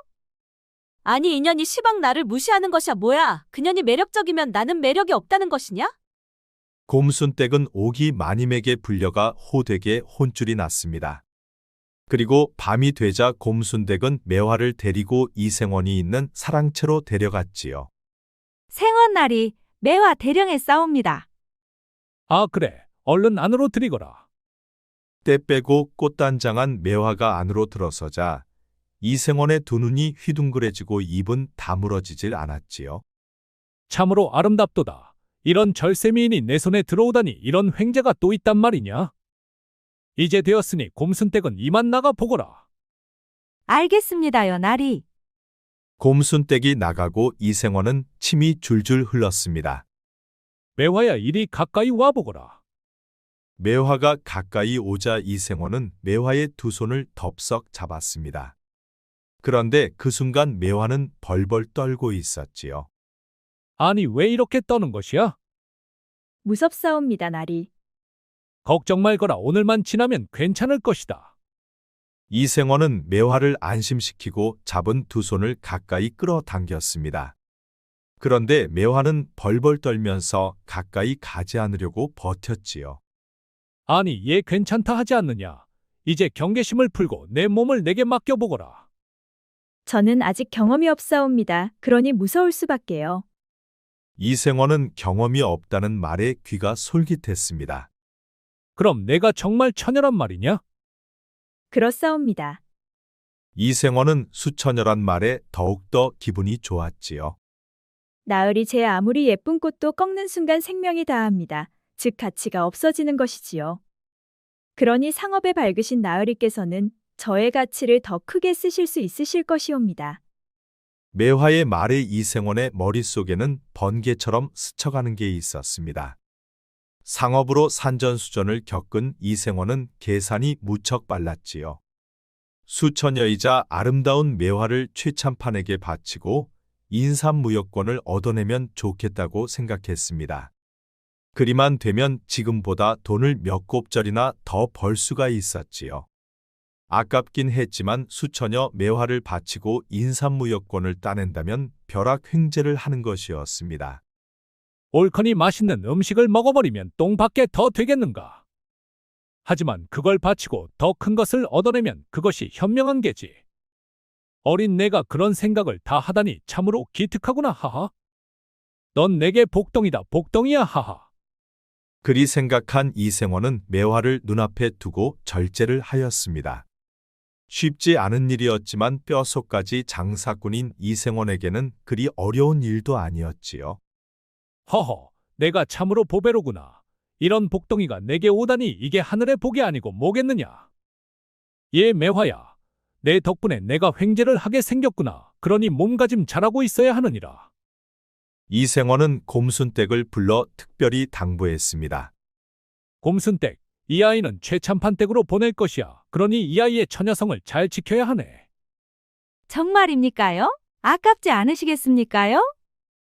아깝지만 어쩔 수 없네. 이 아이 덕에 나는 갑부가 될 수 있다네 하하. 곰순댁은 매화를 데리고 나가 그녀를 철저히 감시했습니다. 이생원의 명인이 매화의 처녀성을 지키는데 온 힘을 기울였지요. 며칠 후 이생원은 매화를 데리고 최참판을 찾아갔습니다. 그간 별거 없으셨는지요, 대감? 자네 오래간만이군 그래. 그런데 오늘은 무슨 바람이 불어 날 찾은 것인가? 안 찾아뵌 지도 좀 됐고 해서 인사차 찾아왔지요. 여봐라, 매화야 이리 들어오너라. 생원의 말에 매화가 방문을 열고 안으로 들어왔습니다. 그러자 매화를 본 최참판의 두 눈이 휘둥그레졌지요. 지금까지 보았던 어떤 여인들보다 참으로 아름다웠습니다. 아니 이 아이는 누구인가? 이 아이는 제 양녀로 올해 성인이 되어 참판 어른께 인사드리고자 데려왔습죠. 그렇단 말이냐? 자네에게 이런 절세미인의 여식이 있었다니 놀라운 일이로다. 그래, 너는 올해 몇 살이더냐? 저는 올해 18세이옵니다. 그래, 딱 좋을 때이구나. 최참판이 매화에 대한 관심을 보이자 이생원은 귀신같이 알아차렸습니다. 그가 매화에게 관심이 생겼으니 인삼무역권은 따놓은 당상이었지요. 매화야, 너는 잠시 나가 있거라. 매화가 나가자 이생원은 최참판 귀에 대고 속삭였습니다. 정말이냐? 저 아이를 정말 내게 줄 수 있단 말이지? 아, 그렇습지요. 아직 사내 손길이 닿지 않은 아이이니 흡족하실 것이옵니다. 이생원의 제안에 최참판은 귀가 솔깃했습니다. 그래 자네 같은 장사치가 공짜로 줄리는 만무하고 내게 원하는 것이 무엇이냐? 제가 금이야 오기야 키워온 아이인 만큼 참판어른께서 제게 인삼무역권만 하나 열어주시면 되옵니다. 인삼무역권이란 말에 최참판은 난감한 표정을 지었습니다. 그 일만큼은 나 혼자 힘으로는 쉽지가 않네. 적어도 조정 대신들 셋은 동의를 구해야 하는 일이지. 그런 것이라면 지가 은자 3천냥을 내어드리지요. 그 돈이면 되지 않겠습니까요? 그렇다면 내 한번 생각해 봄세. 인삼무역권을 하나 더 연다는 것은 최참판도 쉽지는 않았습니다. 허나 매화의 미모를 봐버린 최참판은 욕심이 났지요. 참판나리께서 움직이시면 안 될 게 없지요. 그럼 저는 참판 어른만 믿고 물러가 보겠습니다요. 이생원이 매화를 데리고 나가자 최참판은 문틈으로 매화의 뒷모습을 보았습니다. 그녀는 100년에 한 번 날까 말까한 미모였지요. 저 녀석은 복도 많은 놈이군. 어찌 저런 놈에게 저런 미인의 여식이 있었단 말인가? 이생원이 돌아가고 다음날 일찍 최참판은 조정 대신들을 찾아갔습니다. 그리고 그들을 설득해 인삼무역권 하나를 더 열기로 합의를 받지요. 일이 잘 성사된 최참판은 싱글벙글 집으로 돌아왔습니다. 그리고 사람을 보내 이생원을 들어오라 했지요. 일이 잘 되셨는감요, 참판어른. 그렇다네 자네가 주겠다는 은자 3천냥으로 동의를 구했지. 내일까지 은자 3천냥과 자네 여식을 내게 데려오게. 아이고 고맙습니다요. 역시 참판어르신 분이옵니다요. 이생원은 다음날 일찍 서둘러 은자 3천냥과 매화를 데려왔습니다.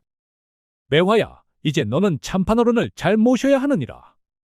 이생원은 매화를 최참판에게 넘기고 집으로 돌아갔습니다.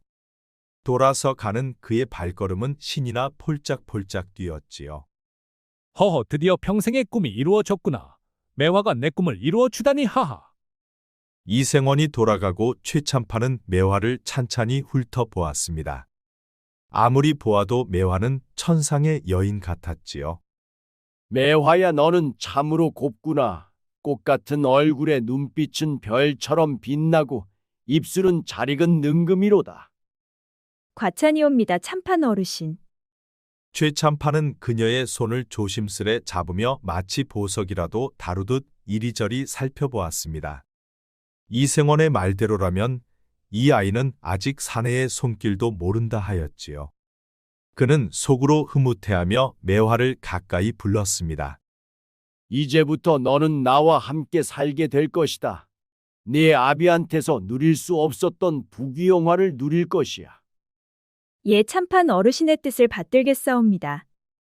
허나 내년의 조정에서는 큰 인사가 있다 들었습니다. 그리고 인사에는 임금의 형님이신 금영대군께서 깊이 관여를 하신다 들었지요. 그러니 참판 어른께서 저를 이용하시면 내년 인사 때 삼정승 중에 하나는 분명 따실 수 있을 것이옵니다. 매화의 말을 들은 최참판은 놀라지 않을 수가 없었습니다. 아니 내가 어떻게 조정에 대해서 그렇게 빤히 꿰뚫어 보고 있느냐? 사실 제가 참판나리 댁으로 오기로 마음먹은 것은 제 아버님을 위해서였습니다. 아버님의 사업이 잘 되시려면 아버님의 뒷배인 참판 어른께서 더욱더 높은 곳으로 올라가셔야지요. 그래야 제 아버님의 사업도 더 번창하실 테고요. 아이고야 내가 나이만 어렸지 생각은 어른 이상이구나. 이생원에게 너 같은 여식이 있다는 게 얼마나 부러운지 모르겠구나. 하하. 그래 내 말이 맞다.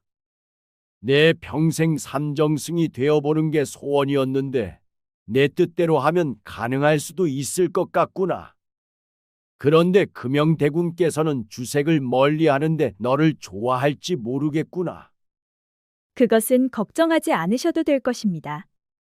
금영대군께서는 본시 학문을 중시하고 법도와 예절을 중시하지요. 하여 제가 금영대군의 눈에 쏙 들 수 있도록 준비를 할 것이옵니다. 그러느냐. 내 평생의 소원이 내 손에 달렸구나. 하하.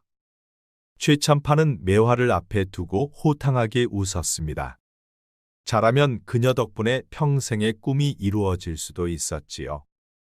매화도 호탕하게 웃는 최참판을 보며 미소를 지었습니다. 최참판은 매화를 탐하지 않고 자신의 꿈을 위해 고이 아껴두었습니다. 그리고 며칠 후 금영대군과의 약속이 잡히자 그녀를 데리고 그를 찾아갔지요. 그간 무탈하셨는지요, 대군? 허 최참판께서 내 집에는 어인일이요. 그간 바쁘다는 핑계로 찾아뵙지도 못하고 해서 인사차 들렀습니다. 이에 매화야 이리 들어오너라. 최참판이 부르자 방문이 열리고 매화가 사뿐사뿐 들어왔습니다. 그리고 그녀는 금영대군 앞에 무릎 꿇고 절을 했지요. 소천 매화라 하옵니다. 제 수양 딸이옵니다, 대군. 오 그러시오. 보기 드문 절세미인이구려. 그렇지요, 대군. 100년에 한 번 날까 말까 한 미모이지요.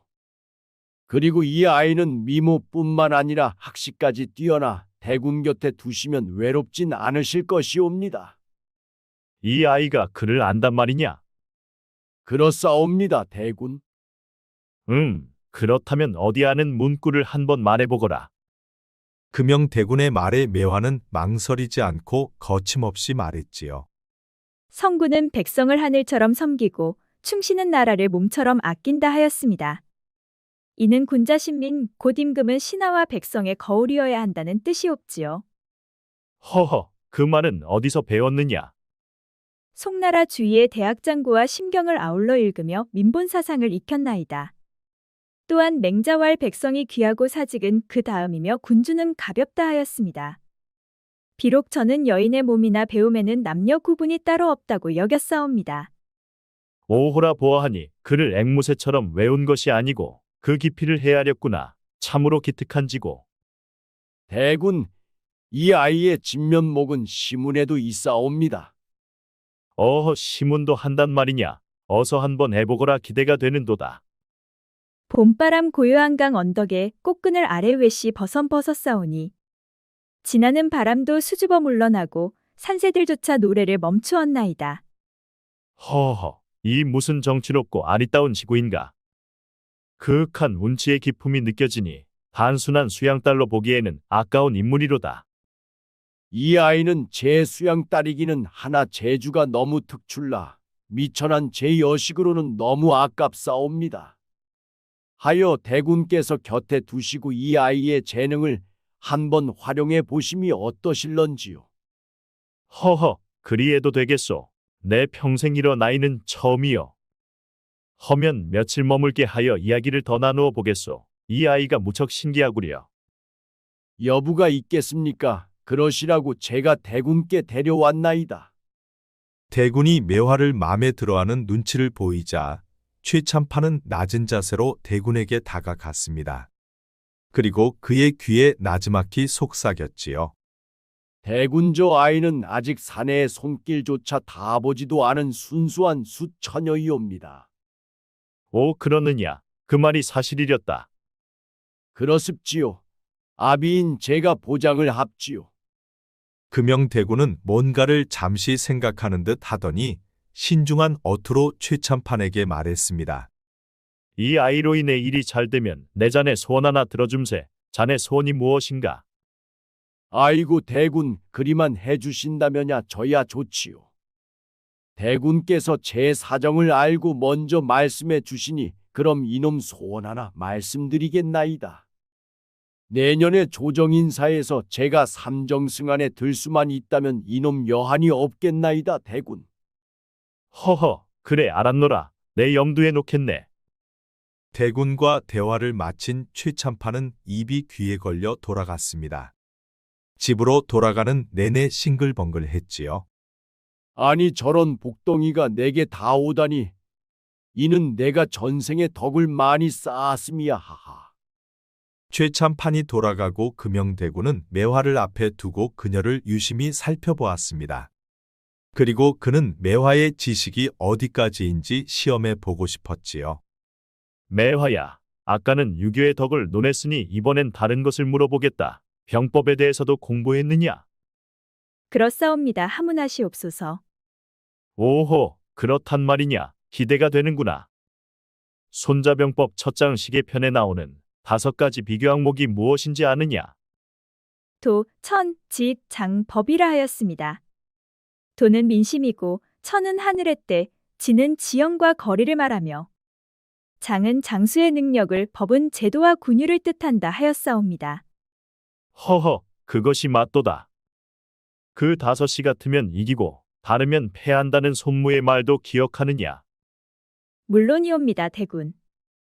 허나 손자는 이 5을 단지 나열한 것이 아니라 도, 즉 백성의 지지와 의지가 가장 먼저임을 강조하였지요. 백성이 등진 전쟁은 100번 싸워도 100번 패한다고. 허허, 이 아이 정말 대단하구나. 여인 중에 이리 책을 꿰뚫고 병서를 음미하며 시문을 읊는 자를 본 적이 없다. 송구하오나 소첩은 책이 세상보다 덜 무서웠사옵니다. 궁궐 박세상은 늘 굶주림과 두려움 눈물뿐이었기에 저는 글 속에서 길을 찾고자 하였지요. 그 말은 내가 최참판의 수양딸이 되기 전에는 어려운 환경에서 자랐단 말이겠구나. 그렇사옵니다, 대군. 매화는 대군에게 지금까지의 일을 모두 말해 주었습니다. 아버지의 빚 때문에 콩 한 마리에 팔려간 일부터 최참판과 대군에게 오게 된 자초지종을 말해 주었지요. 금영대군은 매화의 말을 처음부터 끝까지 경청을 하고 조심스럽게 말했습니다. 너는 참으로 특별한 아이다. 본시진주란 뻘 속에서 더욱더 빛을 발하는 법이지. 내가 부유한 가문에서 자라 그만한 지식을 갖춰다면 지금보다 덜 특별했을 것이다. 허나 열악한 환경에서도 자네의 의지로 그만한 지식을 쌓았기에 넌 더욱더 특별한 것이다.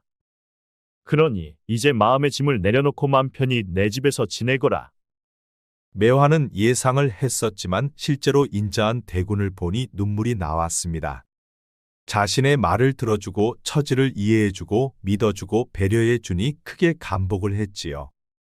매화는 박선비에게 들었던 모든 지식을 활용해 금영대군의 집까지 스스로 들어온 것이었습니다. 이왕 콩 한 마리에 팔려온 몸, 자신의 운명을 이대로 흘러가게 놔둘 수는 없다고 생각했었지요. 그리하여 매화는 치밀하게 생각하고 계산하여 이생원과 최참판을 이용한 것이었습니다. 그리고 매화는 금영대군의 별채에 머물며 그와 수많은 대화를 나누었지요.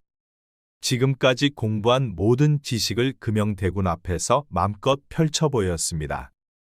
그리고 시간이 흘러 겨울이 가고 꽃피는 봄이 왔지요. 그러던 어느 날 매화는 금영대군이 불러 사랑채로 가보았습니다. 어서 오거라 매화야. 찾으셨어요, 대군마마. 사랑채로 들어가 보니 모르는 웬 젊은 선비가 한 명 앉아 있었지요. 서로 인사들 나누거라. 이쪽은 내 조카 이선이다. 그리고 이쪽은 내가 말한 매화란다. 처음 뵙겠소 이선이라 하오. 매화라 하옵니다. 내 보아하니 두 사람은 아주 잘 어울리는구나. 이렇게 인연이 되었으니 서로 한번 잘 사귀어보면 좋을 듯하다. 제가 존경하는 큰아버지께서 추천해 주시는 처자이니 마음을 열고 만나보겠습니다. 그래, 그리해보거라. 매화 너도 내가 아끼는 조카이니 잘 한번 만나보거라. 그리해보겠습니다, 대군마마. 그날 오후 두 사람은 금영대군의 후원에서 차를 마시며 대화를 나누었습니다. 큰아버지에게 그대에 대한 이야기는 많이 들었습니다. 참으로 보기 드문 인재라 하더군요. 과찬이옵니다. 소첩은 그저 보잘것없는 농부의 딸이지요. 농부의 딸이면 어떻소? 그대가 가진 것은 세상 사람들이 부러워할 만한 재능이요. 웬만해도 칭찬을 하지 않는 큰아버지께서 그대의 능력을 극찬하더이다. 대군께서 그리 말씀해 주셨다니 감사할 따름이요. 허면 서로 시한 수식 지어 서로의 마음을 전해보는 건 어떻겠소? 그 말에 매화는 살짝 미소를 지으며 고개를 끄덕였습니다. 그리고 조용히 먼저 운을 떼었지요. 달빛 머문 소나무 그늘 아래 한 줄기 향기바람에 실려오니 속내 숨긴 듯 은근한 노을 지나는 이도 멈춰 다시 돌아보리라.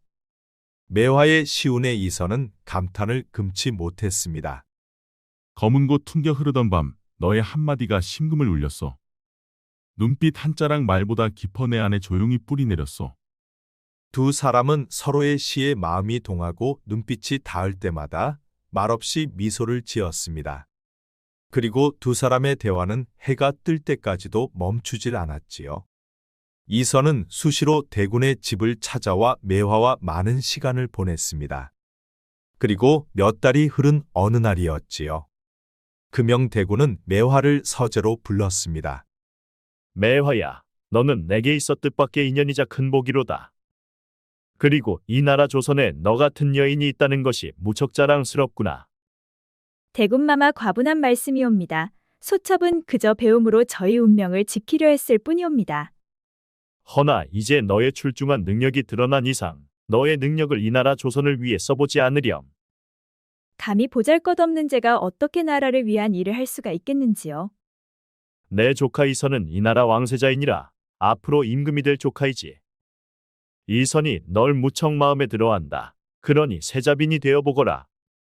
그 말에 매화는 눈물이 쏟아졌습니다. 드디어 꿈꾸고 계획했던 일이 벌어진 것이지요. 매화는 팔려온 자신의 운명을 이선을 만나기 위해 최선의 노력을 다했습니다.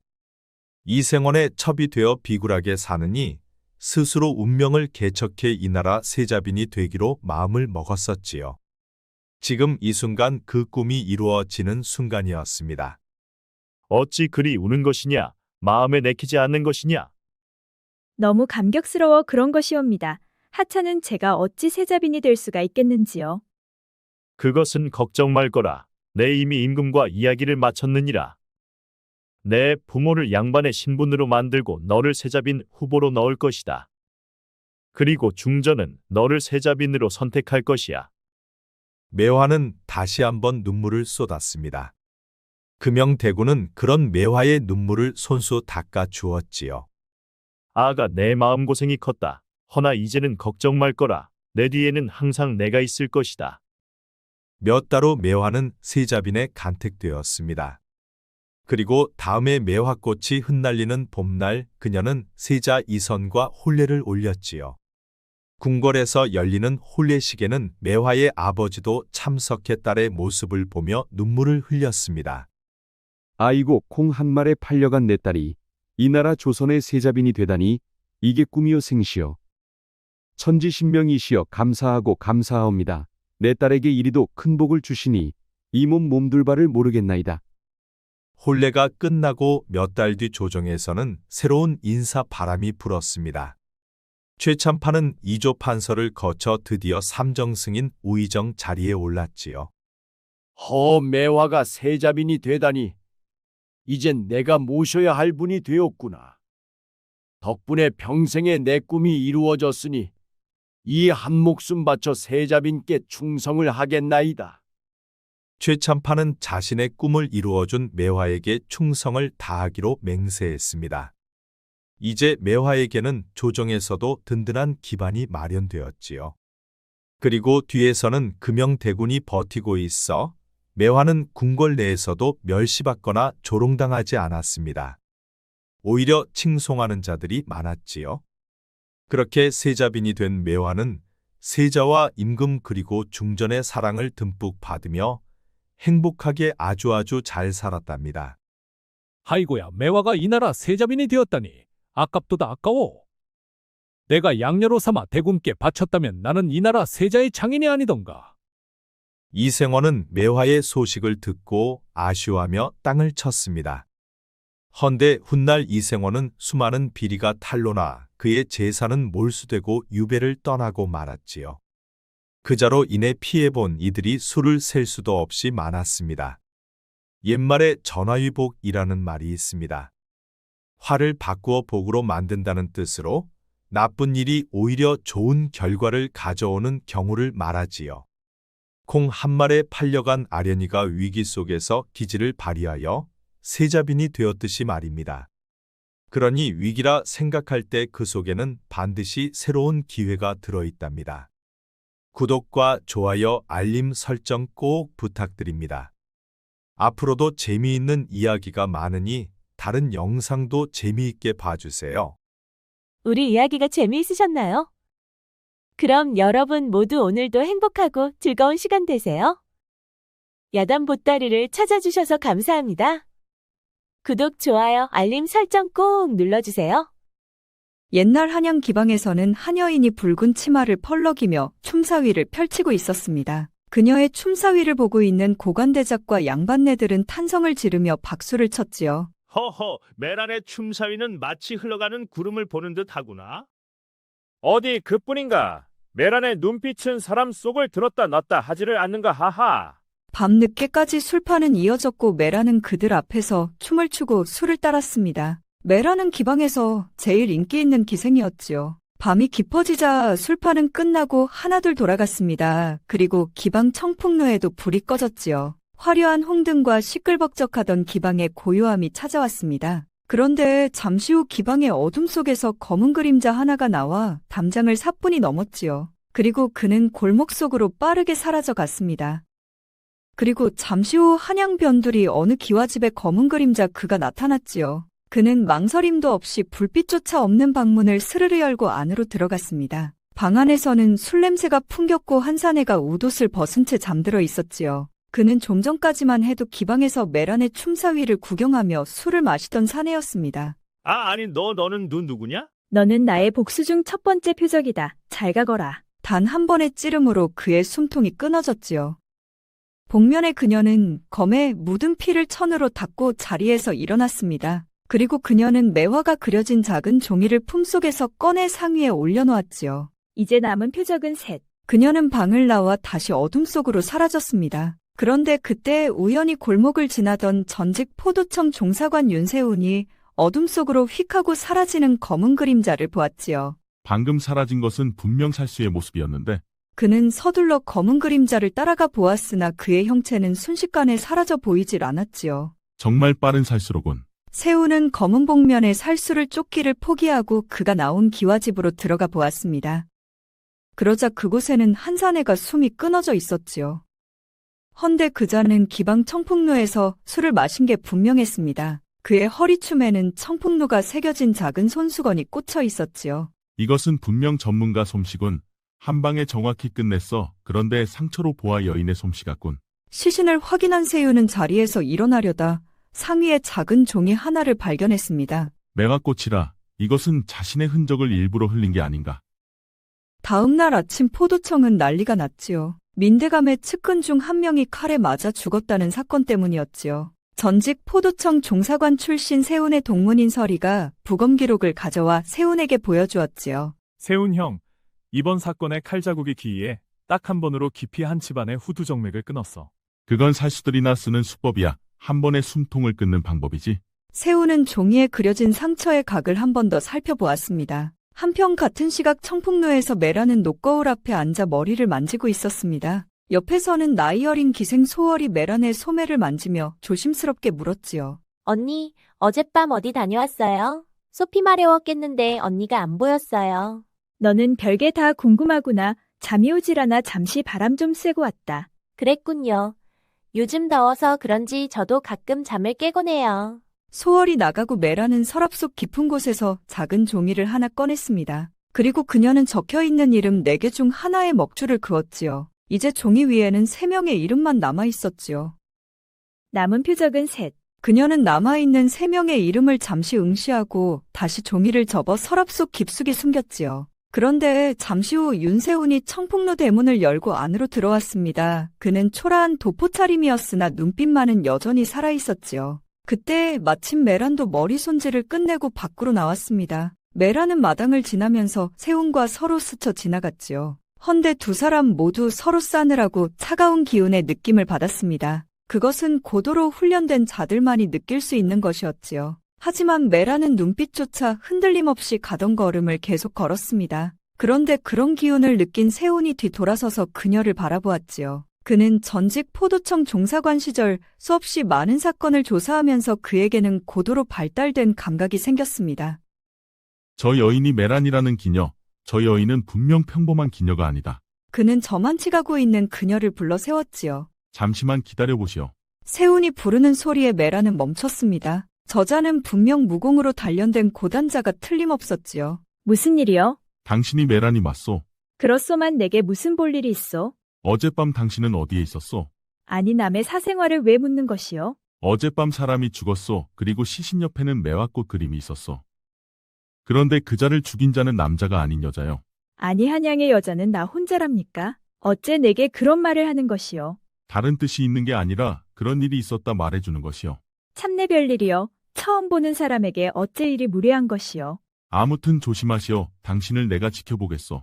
세우는 메랑과 잠시 마주했지만 그녀에게서 풍기는 기운은 확실히 평범한 기운이 아니었습니다. 그녀도 고도로 훈련을 받은 여인이 틀림없었지요. 그는 뒤돌아가는 그녀의 뒷모습을 보이지 않을 때까지 지켜보았습니다. 역시 내 생각은 틀리지 않았어. 메란이 살수가 된 사연은 10년 전의 일 때문이었지요. 그 당시 그녀의 이름은 메이로 양반 가문의 여식이었지요. 헌데 어느 날 갑자기 집안의 살수들이 들이닥쳤습니다. 메기야, 넌 꼭 살아남아야 한다. 어서 뒷문으로 나가 담장을 넘어 달리거라. 그럼 아버지는 어떻게 해요? 내 걱정 말고 어서 빠져나가거라. 아버지도 꼭 살아남으셔야 해요. 아버지는 강제로 메이를 뒷문으로 내보냈지요. 메이는 잔뜩 겁에 질려 담장을 넘어 죽어라 달렸지요. 그리고 며칠 동안 한 끼도 먹지 못한 메이는 산속에서 쓰러졌습니다. 그런데 산속을 지나던 한 사내가 쓰러져 있는 메이를 발견했지요. 그는 메이의 코에 손을 대보고 심장에 귀를 대보았습니다. 아직 살아는 있군. 값은 좀 받겠어? 그는 메이를 들쳐업고 북쪽 변방으로 향했습니다. 그리고 그곳에서 메이를 팔았지요. 메이가 팔려간 곳은 어려서부터 살수를 전문적으로 양성하는 곳이었습니다. 그곳은 메이 말고도 여러 명의 또래 아이들이 이미 훈련을 받고 있었지요. 낮에는 검술과 체력 단련을 하고 밤이면 담력 훈련을 쌓았습니다. 검과 몸은 하나가 되어야 하느니라. 검을 쓰려 하지 말고 검을 내 몸처럼 움직여야 한다. 그곳에서 스승은 한치의 허점도 없이 검을 다루는 훈련을 시켰징지요. 검을 크게 휘두르는 게 아닌 짧고 빠르게 움직이는 훈련을 시켰지요. 장검과 단검 무술까지 훈련은 쉬지 않고 계속되었습니다. 메이는 그곳에서 죽어라 훈련했지요. 반드시 살아남아 아버님의 적들에게 복수할 것을 다짐했지요. 아버지 살아계셔야 해요. 제가 어른이 되어 아버지를 꼭 지켜드리겠어요. 메이는 눈물도 흘리지 않았습니다. 그녀의 가슴에는 복수심만이 불타올랐지요. 그렇게 10년 동안의 훈련을 마치자 어느 날 스승이 메이를 불렀습니다. 내 훈련은 모두 끝났다. 이제 너는 한양 청풍루를 찾아가거라. 알겠습니다, 스승님. 10년 만에 산을 내려온 메이는 제일 먼저 아버지를 찾아갔지요. 헌데 집은 텅텅 비어 있고 아무도 살고 있지 않았지요. 혹시 이 집에 살았던 박선비님은 어디로 가셨는지 아시나요? 아이고, 박선비님을 어째 찾는 것이요? 그분은 죽은 지 벌써 10년이 되었어. 그 집 딸도 같이 죽었다지 아마. 선량한 사람이었는데 불쌍하기도 하지. 아버지가 죽었다는 말에 메이의 눈에는 눈물이 맺혔습니다. 그녀는 훈련받는 10년 동안 단 한 방울의 눈물도 흘리지 않았었지요. 메이는 물어물어 아버지의 산소를 찾아갔습니다. 그곳에서 그녀는 하염없이 울었지요. 죄송해요, 아버지. 부디 저승에서는 행복하셔야 해요. 메이는 아버지 산소에서 3일을 보냈습니다. 아버지, 아버지의 원수를 제가 꼭 갚겠어요.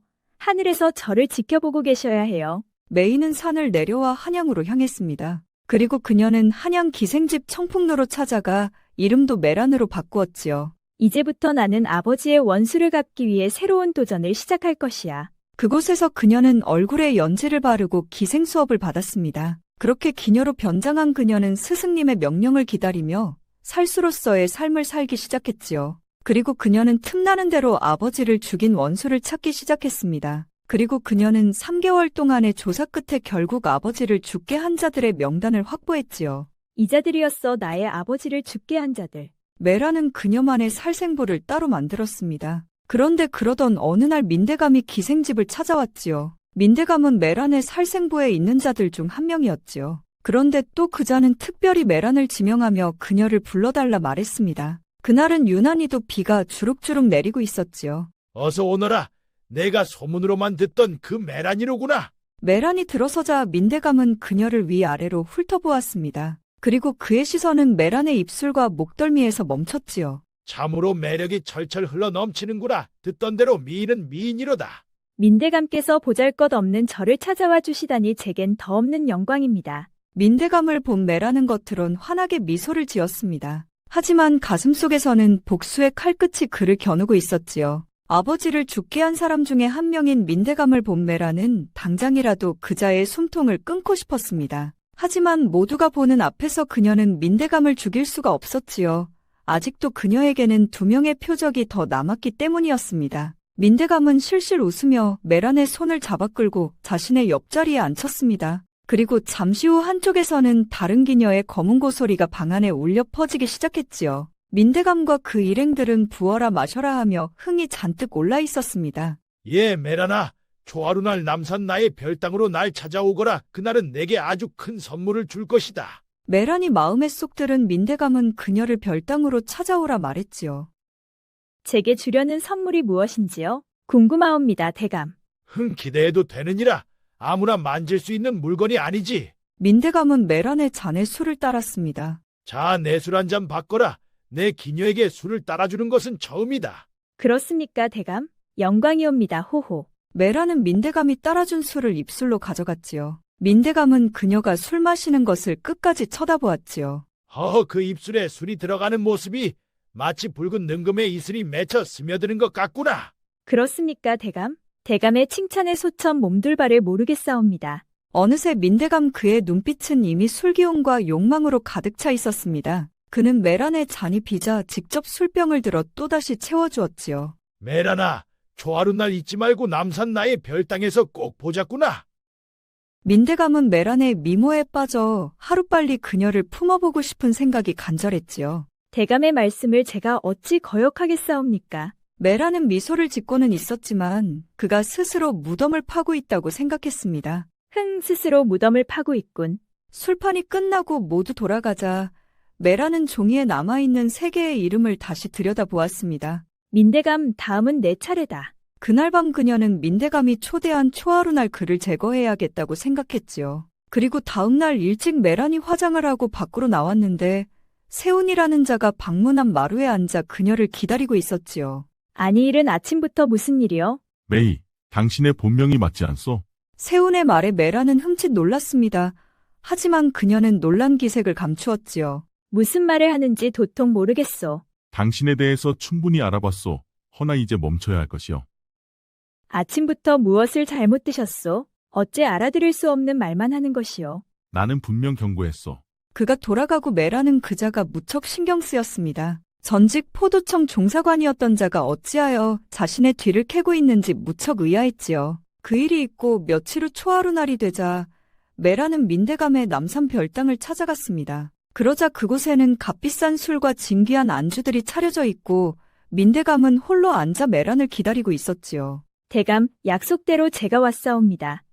잘 왔다. 그렇지 않아도 눈이 빠지도록 너를 기다렸노라. 오늘 밤은 나와 단둘이 흥겹게 놀아보자꾸나. 메라는 술을 따르는 척하며 민대감 옆으로 바짝 다가갔습니다. 그리고 그녀는 소매 속에서 날카로운 단검을 꺼내 민대감의 목을 찌르려는 순간이었지요. 그만 멈추시오. 갑자기 방문이 쾅 하고 열리며 세훈이 들어왔습니다. 아니, 왜 막는 것이요? 이자는 내 아버지의 원수요. 그렇기에 그자는 죗값을 칼이 아닌 법으로 받아야 하오. 이자는 죽음으로 죗값을 치르는 게 아닌 가문이 뿌리째 뽑혀야 할 독초요. 그 순간 민대감은 술잔을 떨어뜨리며 부들부들 떨었지요. 이게 감히 무슨 짓들이냐? 그때 세훈이 품속에서 문서 뭉치를 꺼냈습니다. 그 안에는 민대감이 수년간 저지른 뇌물장부와 암살 내역이 빼곡히 적혀 있었지요. 메란, 당신의 복수는 내게 맡겨주시오. 나는 당신의 손에 피를 묻히는 것을 원치 않소. 필요 없소. 당장 나가주시오. 메란, 이자는 나의 아버지를 죽인 원수요. 나도 이자에게 복수를 하는 중이란 말이요. 그 말에 메라는 세훈의 눈을 똑바로 보았습니다. 그리고 그녀는 단검을 도로 집어넣었지요. 눈앞에서 표적을 놓치는 것 같아 아쉬웠지만 목격자가 있는 상태에서 사람을 죽일 수는 없었지요. 당신을 믿어도 되겠소? 나를 믿어주시오. 나도 이자의 비리를 찾기 위해 수년간을 이자 곁에서 맴돌았소. 이자들의 사리사욕 때문에 당신의 아버지와 내 아버지가 운명을 달리하신 것이요. 그러니 당신의 목적과 나의 목적은 같소. 메라는 세훈의 눈빛을 보고 이제서야 그가 왜 자신의 뒤를 캤는지 알 것 같았지요. 그의 눈에도 복수의 불길이 활활 타오르고 있었습니다. 알겠소. 일단 당신 말대로 하겠소. 그러자 잠시 후 세훈의 부하였던 포도청 사람들이 들어와 민대감을 잡아갔지요. 민대감이 포승줄에 묶인 채 끌려간 후 두 사람은 포도청 뒤편에서 서로를 보며 마주 앉았습니다. 나의 복수는 민대감으로 끝나지 않소. 남은 자들 중에는 조정의 권세가도 있는데 그 자들의 힘은 막강하오. 그렇구려. 우린 같은 적을 두고 있었나 보오. 나와 함께 하시겠소? 대신 검이 아니라 법으로 그 자들을 무너뜨릴 거요. 메라는 잠시 혼란스러웠습니다. 지금까지 복수는 혼자만의 계획이었지요. 그리고 그녀는 복수를 위해 고된 훈련을 견뎌냈습니다. 헌데 세우는 검이 아닌 법으로 하자고 제의를 해왔지요. 그 때문에 그녀는 잠시 망설였습니다. 대신 당신이 실패하면 그땐 나를 막지 마시오. 나는 검으로 복수를 완성하겠소. 그렇게 하시오. 내가 실패하면 당신 뜻대로 하시구려. 그리하여 두 사람은 같은 목적을 가지고 동맹을 맺게 되었지요. 그런데 이상하게 두 사람 모두 서로에게 끌리는 느낌을 받았습니다. 하지만 복수를 앞둔 엄중한 시점에 그런 감정은 사치였지요. 그러다 보니 두 사람은 서로 내색을 하지 않았습니다. 그 일이 있고 며칠 후 깊은 밤 메란과 세우는 병조판서의 사절을 멀찍이서 관찰했습니다. 이제 세 번째 복수가 시작되었지요. 병판의 집은 경비가 3중이요. 정면으로 들어가면 둘 다 위험할 것이요. 그럼 그쪽은 동쪽 담장을 넘으시어 나는 서쪽 담장을 넘겠소. 그게 좋겠소. 그리하여 두 사람은 복면을 하고 양쪽으로 나뉘어 담장을 넘었습니다. 조심하시오. 당신도 조심하시오. 달빛조차 없는 밤 세운과 메라는 복면을 하고 지붕 위를 검은 고양이처럼 달려갔지요. 그리고 복면 세우는 뒤쪽에 매복해 경비병들을 감시하고 복면 메라는 부드럽고 조용하게 지붕을 타고 사저 깊숙이 침투했지요. 방 안에서는 병조판서 홍윤식이 늦은 밤까지 서재에서 장부를 들여다보고 있었습니다. 홍윤식은 책장을 넘기다 바람결에 촛불이 흔들리는 것을 보고 고개를 들었지요. 그런데 그 순간 무엇인가 번개처럼 스치며 병판대감 홍윤식의 머리를 스쳐갔습니다. 그 바람에 홍윤식은 그 자리에서 의식을 잃었지요. 그 순간 복면 메라는 새소리를 냈고 그 소리를 들은 세우는 서재로 들어왔습니다. 놈의 장부와 밀통 서신은 반드시 이곳 서재에 있어. 이자는 그런 것을 깊은 곳에 숨기지는 않았을 것이요. 두 사람은 서재를 샅샅이 뒤지기 시작했습니다. 그러자 횡령과 비리에 관련된 장부들이 하나둘 나오기 시작했지요. 그런데 그 안에는 연관된 조정의 핵심 권력자들의 이름까지 모두 적혀 있었지요. 이제 알겠소. 이건 단순한 복수가 아니라 조정의 썩은 자들까지 한꺼번에 모두 도려내는 것이요. 그렇다면 당신은 복수를 넘어 이 나라 조선을 위해 일하는 것이요. 훗날 자세히 말해주겠소. 허나 이것만은 먼저 말해주리다. 나는 임금의 밀명으로 움직이고 있어. 지금 임금의 밀명이라 했소. 복면 메라는 세운을 알면 알수록 그의 정체가 무척 궁금했습니다. 단순히 복수라 생각했는데 그는 복수를 넘어 궁의 명령을 받고 있었지요. 그렇소 메란. 우리가 찾아낸 이 장부는 단순한 개인의 죄를 밝히는 것이 아니오. 이 안엔 조정의 핵심 권력자들이 서로 엮여 있는 증거가 가득하오. 그렇다면 우린 복수와 나라를 구하는 일을 동시에 하는 것이겠군요. 그렇소. 하지만 조심해야 하오. 이들의 세력은 임금도 어찌하지 못하는 거대한 세력이요. 그런데 그 순간 문 밖에서 발자국 소리가 들려왔습니다. 그러자 두 사람은 재빨리 몸을 숨겼지요. 병판날이 안에 계십니까? 아무 대답이 없자 경비병이 문을 열고 안으로 들어왔습니다. 그 순간 메란의 검끝이 전광석화처럼 그의 급소를 찔렀지요. 그 바람에 경비병은 그 자리에 쓰러져 의식을 잃었지요. 두 사람은 모든 장부를 챙겨 밖으로 나왔습니다. 그리고 마치 검은 고양이처럼 담을 넘어 연기처럼 사라졌지요. 멀리서 개 짖는 소리가 들렸지만 이미 그들의 그림자는 사라지고 없었습니다. 그리고 메라는 사흘 만에 청풍루로 돌아왔습니다. 그러자 소월이 깜짝 놀라 물었지요. 언니 며칠씩이나 어디 다녀오셨어요? 걱정했잖아요. 그게 말이야. 우연히 예전 인연을 만나지 않았겠니? 그래서 잠시 시간이 필요했을 뿐이야. 정말요? 언니가 만났던 분이 있으셨어요? 그런데 그분은 뭐 하는 분이세요? 그리고 어떻게 생겼어요? 소월은 크게 관심을 가지고 꼬치꼬치 계속 물어왔습니다. 하이고야, 이거 거짓말도 못하겠구나, 에휴. 네, 언니 어서 말해줘요. 메라는 소월을 떼어내느라 아주 애를 먹었지요. 며칠 후 민대감은 포승줄에 묶인 채로 의자에 앉아 있었습니다. 그를 세운이 직접 신문을 맡았지요. 이제 제대로 말하시오. 당신과 병조판서는 이미 조사가 모두 끝났소. 내 놈이 날 법으로 심판할 수 있을 것 같으냐? 법으로 심판받지 않으면 당신은 죽을 것이요. 그러니 당신이 살 수 있는 길은 오로지 법의 심판을 받는 것이요. 그 말에 민대감은 메란의 서슬퍼런검이 생각났습니다. 그날 그는 세운이 막지 않았다면 벌써 저승행이었지요. 괜히 한순간의 쾌락 때문에 메란을 불렀다가 그는 그녀에게 목숨을 잃을 뻔했었지요. 그런데 메라는 왜 날 죽이려 한 것이오? 그건 자업자득이요. 당신들이 뿌린 씨앗들이란 말이요. 매랑 같은 자들이 한둘이 아니요. 그 말에 민대감은 오금이 저렸습니다. 그는 고개를 푹 숙이고 푸념을 했지요. 내 잠시 시간을 줄 테니 잘 생각해 보시오. 당신이 살 수 있는 길이 무엇인지. 세우는 밖으로 나와 매란을 만났습니다. 어떻소? 순순히 자복을 하던가요? 아직은 입을 열지 않았소. 허나 곧 저자는 순순히 입을 열 것 같소. 만약 당신이 저자의 입을 열지 못하면 그땐 내 방식대로 하겠소. 알겠소. 내게 시간을 조금만 더 주시오. 세우는 매랑과 같이 포도청 집무실로 들어갔습니다. 그 안에는 지도가 펼쳐져 있었지요. 여기 남은 표적 둘에 관한 정보요. 그리고 지도 속 이곳에서 조정 관리들의 추한 밀거래가 이루어지고 있어. 그럼 이곳에서 둘을 한 번에 칠 생각이요. 그렇소. 현장을 습격하면 빼도 박도 못할 것이요. 만에 하나 당신이 실패하면 그날 그 자리에서 나는 내 검으로 그자들을 처단할 것이요. 알겠소. 내 철저히 준비하리다. 며칠 후 두 사람은 검은 복면을 하고 지붕 위에서 몸을 숨기고 어둠 속에서 아래를 내려다보고 있었습니다. 그러자 잠시 후 마차가 도착했고 두 명의 표적이 서로 인사하며 창고 안으로 들어갔지요. 우린 밀거래 현장을 잡을 것이요. 알겠소. 창고 문이 닫히자 세우는 조용히 신호를 보냈습니다. 그러자 포도청 병사들이 그림자처럼 움직였지요. 아니 그런데 그 순간 창고 안에서 갑작스런 비명소리가 들렸습니다. 두 표적이 이미 다른 살수의 손에 쓰러져 있었지요. 매랑과 세운이 급하게 창고 안으로 들어가 봤지만 이미 살수는 사라지고 없었습니다. 그 순간 복면의 매라는 하늘 높이 치솟아 지붕 위로 올라갔습니다. 그리고 살수의 움직임을 찾았지요. 그러자 몇 개의 지붕 뒤로 그의 움직임이 포착되었습니다. 복면의 매라는 재빠르게 그 살수를 뒤쫓았지요. 그 또한 지붕 위를 다람쥐처럼 날아다녔습니다. 하지만 한양 변두리 끝자락 산속에서 매라는 그를 따라잡았지요. 너는 누구냐? 매란 너로구나. 누구 언니야? 그렇단다. 아니 언니가 왜? 나도 너와 같아. 우리 부모님도 저자들에게 당했어. 그랬었구나. 두 사람은 훈련을 받을 때 둘도 없는 사이였습니다. 힘들 때마다 서로 위로하고 격려해 주었지요. 두 사람은 오래간만에 만나 무척 반가웠습니다. 그리고 서로 포옹을 했지요. 그리고 그날 밤 두 사람은 매란이 있는 기방에서 대화를 나누었습니다. 그런데 언니는 언제 나왔어? 나는 며칠 전에 나왔어. 스승님께서 나도 이곳에서 대기하라 하셨어. 그렇구나. 그나저나 이렇게 만나서 너무 반가워. 나도 너무 반갑다 얘. 그런데 그때 세운이 매란을 찾아왔지요. 이분은 누구요? 언니예요. 나와 같이 훈련받은. 아, 그렇소. 그런데 어젯밤 일은 어떻게 된 것이요?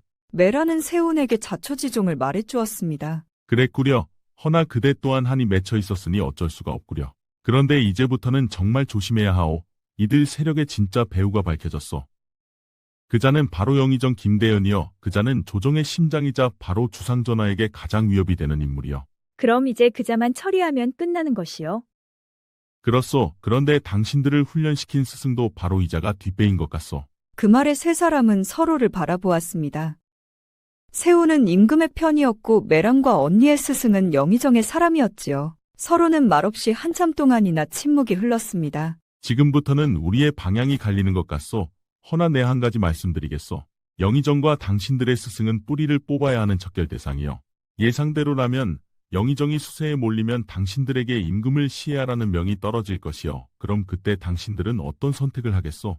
매랑과 언니는 말이 없었습니다. 그들은 스승님의 명이 떨어지면 임금을 시해해야만 하는 운명이었지요. 아직 그런 명은 없었소. 그러니 그대의 생각은 섣부른 생각일 수도 있지 않겠소? 나는 반드시 영의정을 잡을 것이요. 부탁인데 나를 방해하지만 않으면 좋겠소. 그리고 한 가지 더. 만에 하나 임금을 시해하라는 명이 떨어져도 그 명만큼은 받들지 않기를 바랄 뿐이요. 방 안에서는 무거운 침묵이 흘렀습니다. 세운이 돌아가고 매라는 언니에게 물었지요. 언니는 어찌할 생각이요? 우린 스승님의 명만 따를 뿐이다. 그러니 너도 딴 생각은 말거라. 만약 우리가 스승님의 명을 따르지 않으면 우리는 동기들의 적이 될 것이야. 그럼 절대 살아남을 수 없다. 언니 말에 매라는 고개를 끄덕였습니다. 자신과 같이 살수록 길러진 동기들이 아직도 수십 명이나 존재했지요. 그들은 전국에 흩어져 스승님의 명만 따르는 자들이었습니다. 그리고 이제 스승님이 영의정의 사람이라는 것을 안 이상 세운과 함께 영의정을 칠 수는 없었지요. 그렇다고 세운을 또 제거할 수도 없었지요. 예, 메라나. 스승님의 명은 아직 없었지만 저자 말대로 스승님이 영의정의 사람이라면 저자를 제거해야 하지 않겠느냐? 언니, 우리는 속단하지 맙시다. 우린 방금 저자의 말만 들었을 뿐이요. 확인된 것은 아직 아무것도 없어. 하긴 그렇다. 스승님의 명의 없인 우린 움직여서는 안 되지. 허나 너와 내가 복수하는 것을 스승님께서 알면 절대 안 된다. 그래 맞아. 그래서 나도 조심하고 있어. 이제 두 사람 그들의 복수는 끝이 났습니다. 허나 스승님이 어떤 명을 내릴지 그것이 궁금했지요. 그리고 며칠 후 검은 가세 사내가 그녀들을 찾아왔습니다. 스승님의 명이 떨어졌소. 먼저 영의정을 지키고 임금을 시해하라는 명이요. 영의정은 왜 지키라는 것이요? 우린 죽이는 훈련을 받은 사람들이요. 최근 영의정을 치려는 자들이 있어. 그들이 금월 보름날 영의정의 집을 덮칠 것이요. 알겠소. 스승님께 명대로 하겠다 전해주시오. 검은 갓의 사내가 돌아가고 메랑과 언니는 서로를 보았지요. 그자는 도대체 누구니? 스승님이 어떤 명을 내릴지 도대체 어떻게 알고 있었던 것이야? 그자는 포도청 종사관 출신이야. 그자의 부모님도 우리와 같이 그자들에게 당하셨어. 결국 그자도 한이 맺힌 자였구나.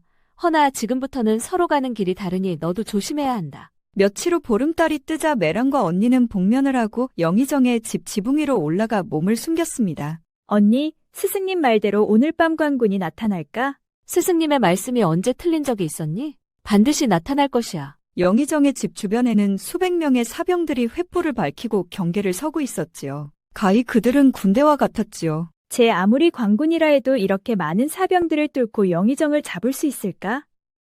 쉽지는 않겠지. 허나 만에 하나를 위해서 스승님께서는 우리를 보냈을 것이야. 지붕 위에서 잠복을 하고 있는 사이 저 멀리서 관군들이 오고 있는 게 보였습니다. 헌데 그들의 수는 100여 명도 안 되어 보였지요. 언니 그런데 저들은 100명도 안 되어 보이는데. 참 어이가 없군. 지키는 사병이 수백인데 어떻게 100명도 안 되는 관군으로 상대를 하겠다는 건지. 잠시 후 100여 명의 관군들이 영의정의 집 앞에 당도했습니다. 길을 트거라. 어명으로 영의정을 추포하러 왔다. 하하, 그깟 물고기 명으로 뭘 어쩌겠다는 것이냐? 고작 100명도 안 되는 관군으로 우리를 넘어설 수 있을 것 같으냐? 마지막 경고다. 목숨을 보존하고 싶으면 당장 길을 트거라. 마지막 경고 좋아하시네. 내가 마지막으로 말해줄 테니 살고 싶으면 어서 꽁무니 빼고 달아나거라. 사병들이 길을 트지 않자 종사관 세우는 관군들을 모두 후퇴시켰지요. 그리고 잠시 침묵이 흘렀지요. 하하, 병신들이 따로 없군. 어죽도 안 되는 힘으로 뭘 어쩐다고.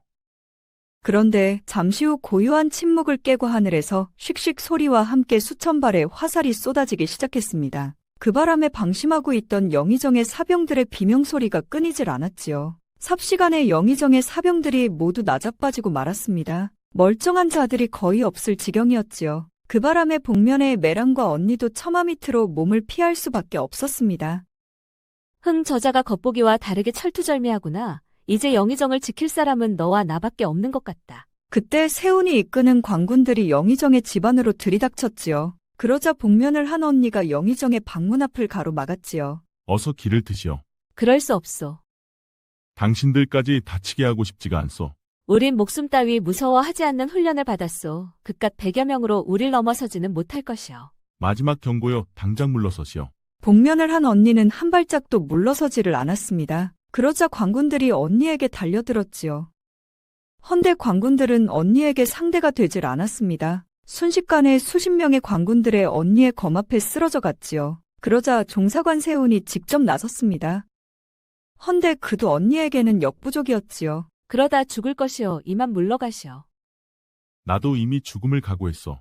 그 순간 복면 언니의 검이 종사관 세운의 오른쪽 팔을 스쳤습니다. 그 바람에 세운의 검이 팔에서 떨어졌지요. 이제 세운의 목숨은 바람 앞에 촛불이었습니다. 그러자 그 순간 복면 메란이 언니 앞을 가로막았지요. 언니, 이자를 죽이면 아니 돼요. 아니, 왜 안 된다는 것이야? 어쨌든 안 돼요. 메란 때문에 언니는 잠시 망설였습니다. 헌데 그 순간 동료 살수들 수십 명이 동시에 나타나 일부는 영의정을 보호하고 일부는 세운을 죽이려 했지요. 그러자 메란은 동료 살수들로부터 세운을 지켰습니다. 그러자 10여 명의 살수들이 메란을 공격했지요. 자칫하면 메란의 목숨이 위태로웠습니다. 그러자 그 순간 언니가 메란을 지키기 위해 나섰지요. 메란과 언니는 동료 살수들과 목숨 건 싸움이 시작되었습니다. 그 모습은 마치 귀신들의 전쟁 같았지요. 인간이라고는 볼 수 없는 빠른 움직임에 갑자기 사라지고 나타나는 신출귀몰한 모습들이었지요. 그들의 싸움은 검이 부딪히는 소리만 날 뿐 사람의 소리는 전혀 없었습니다. 그렇게 얼마나 시간이 흘렀을까? 영의정의 마당에는 검은 복면의 살수들 시체들이 즐비했습니다.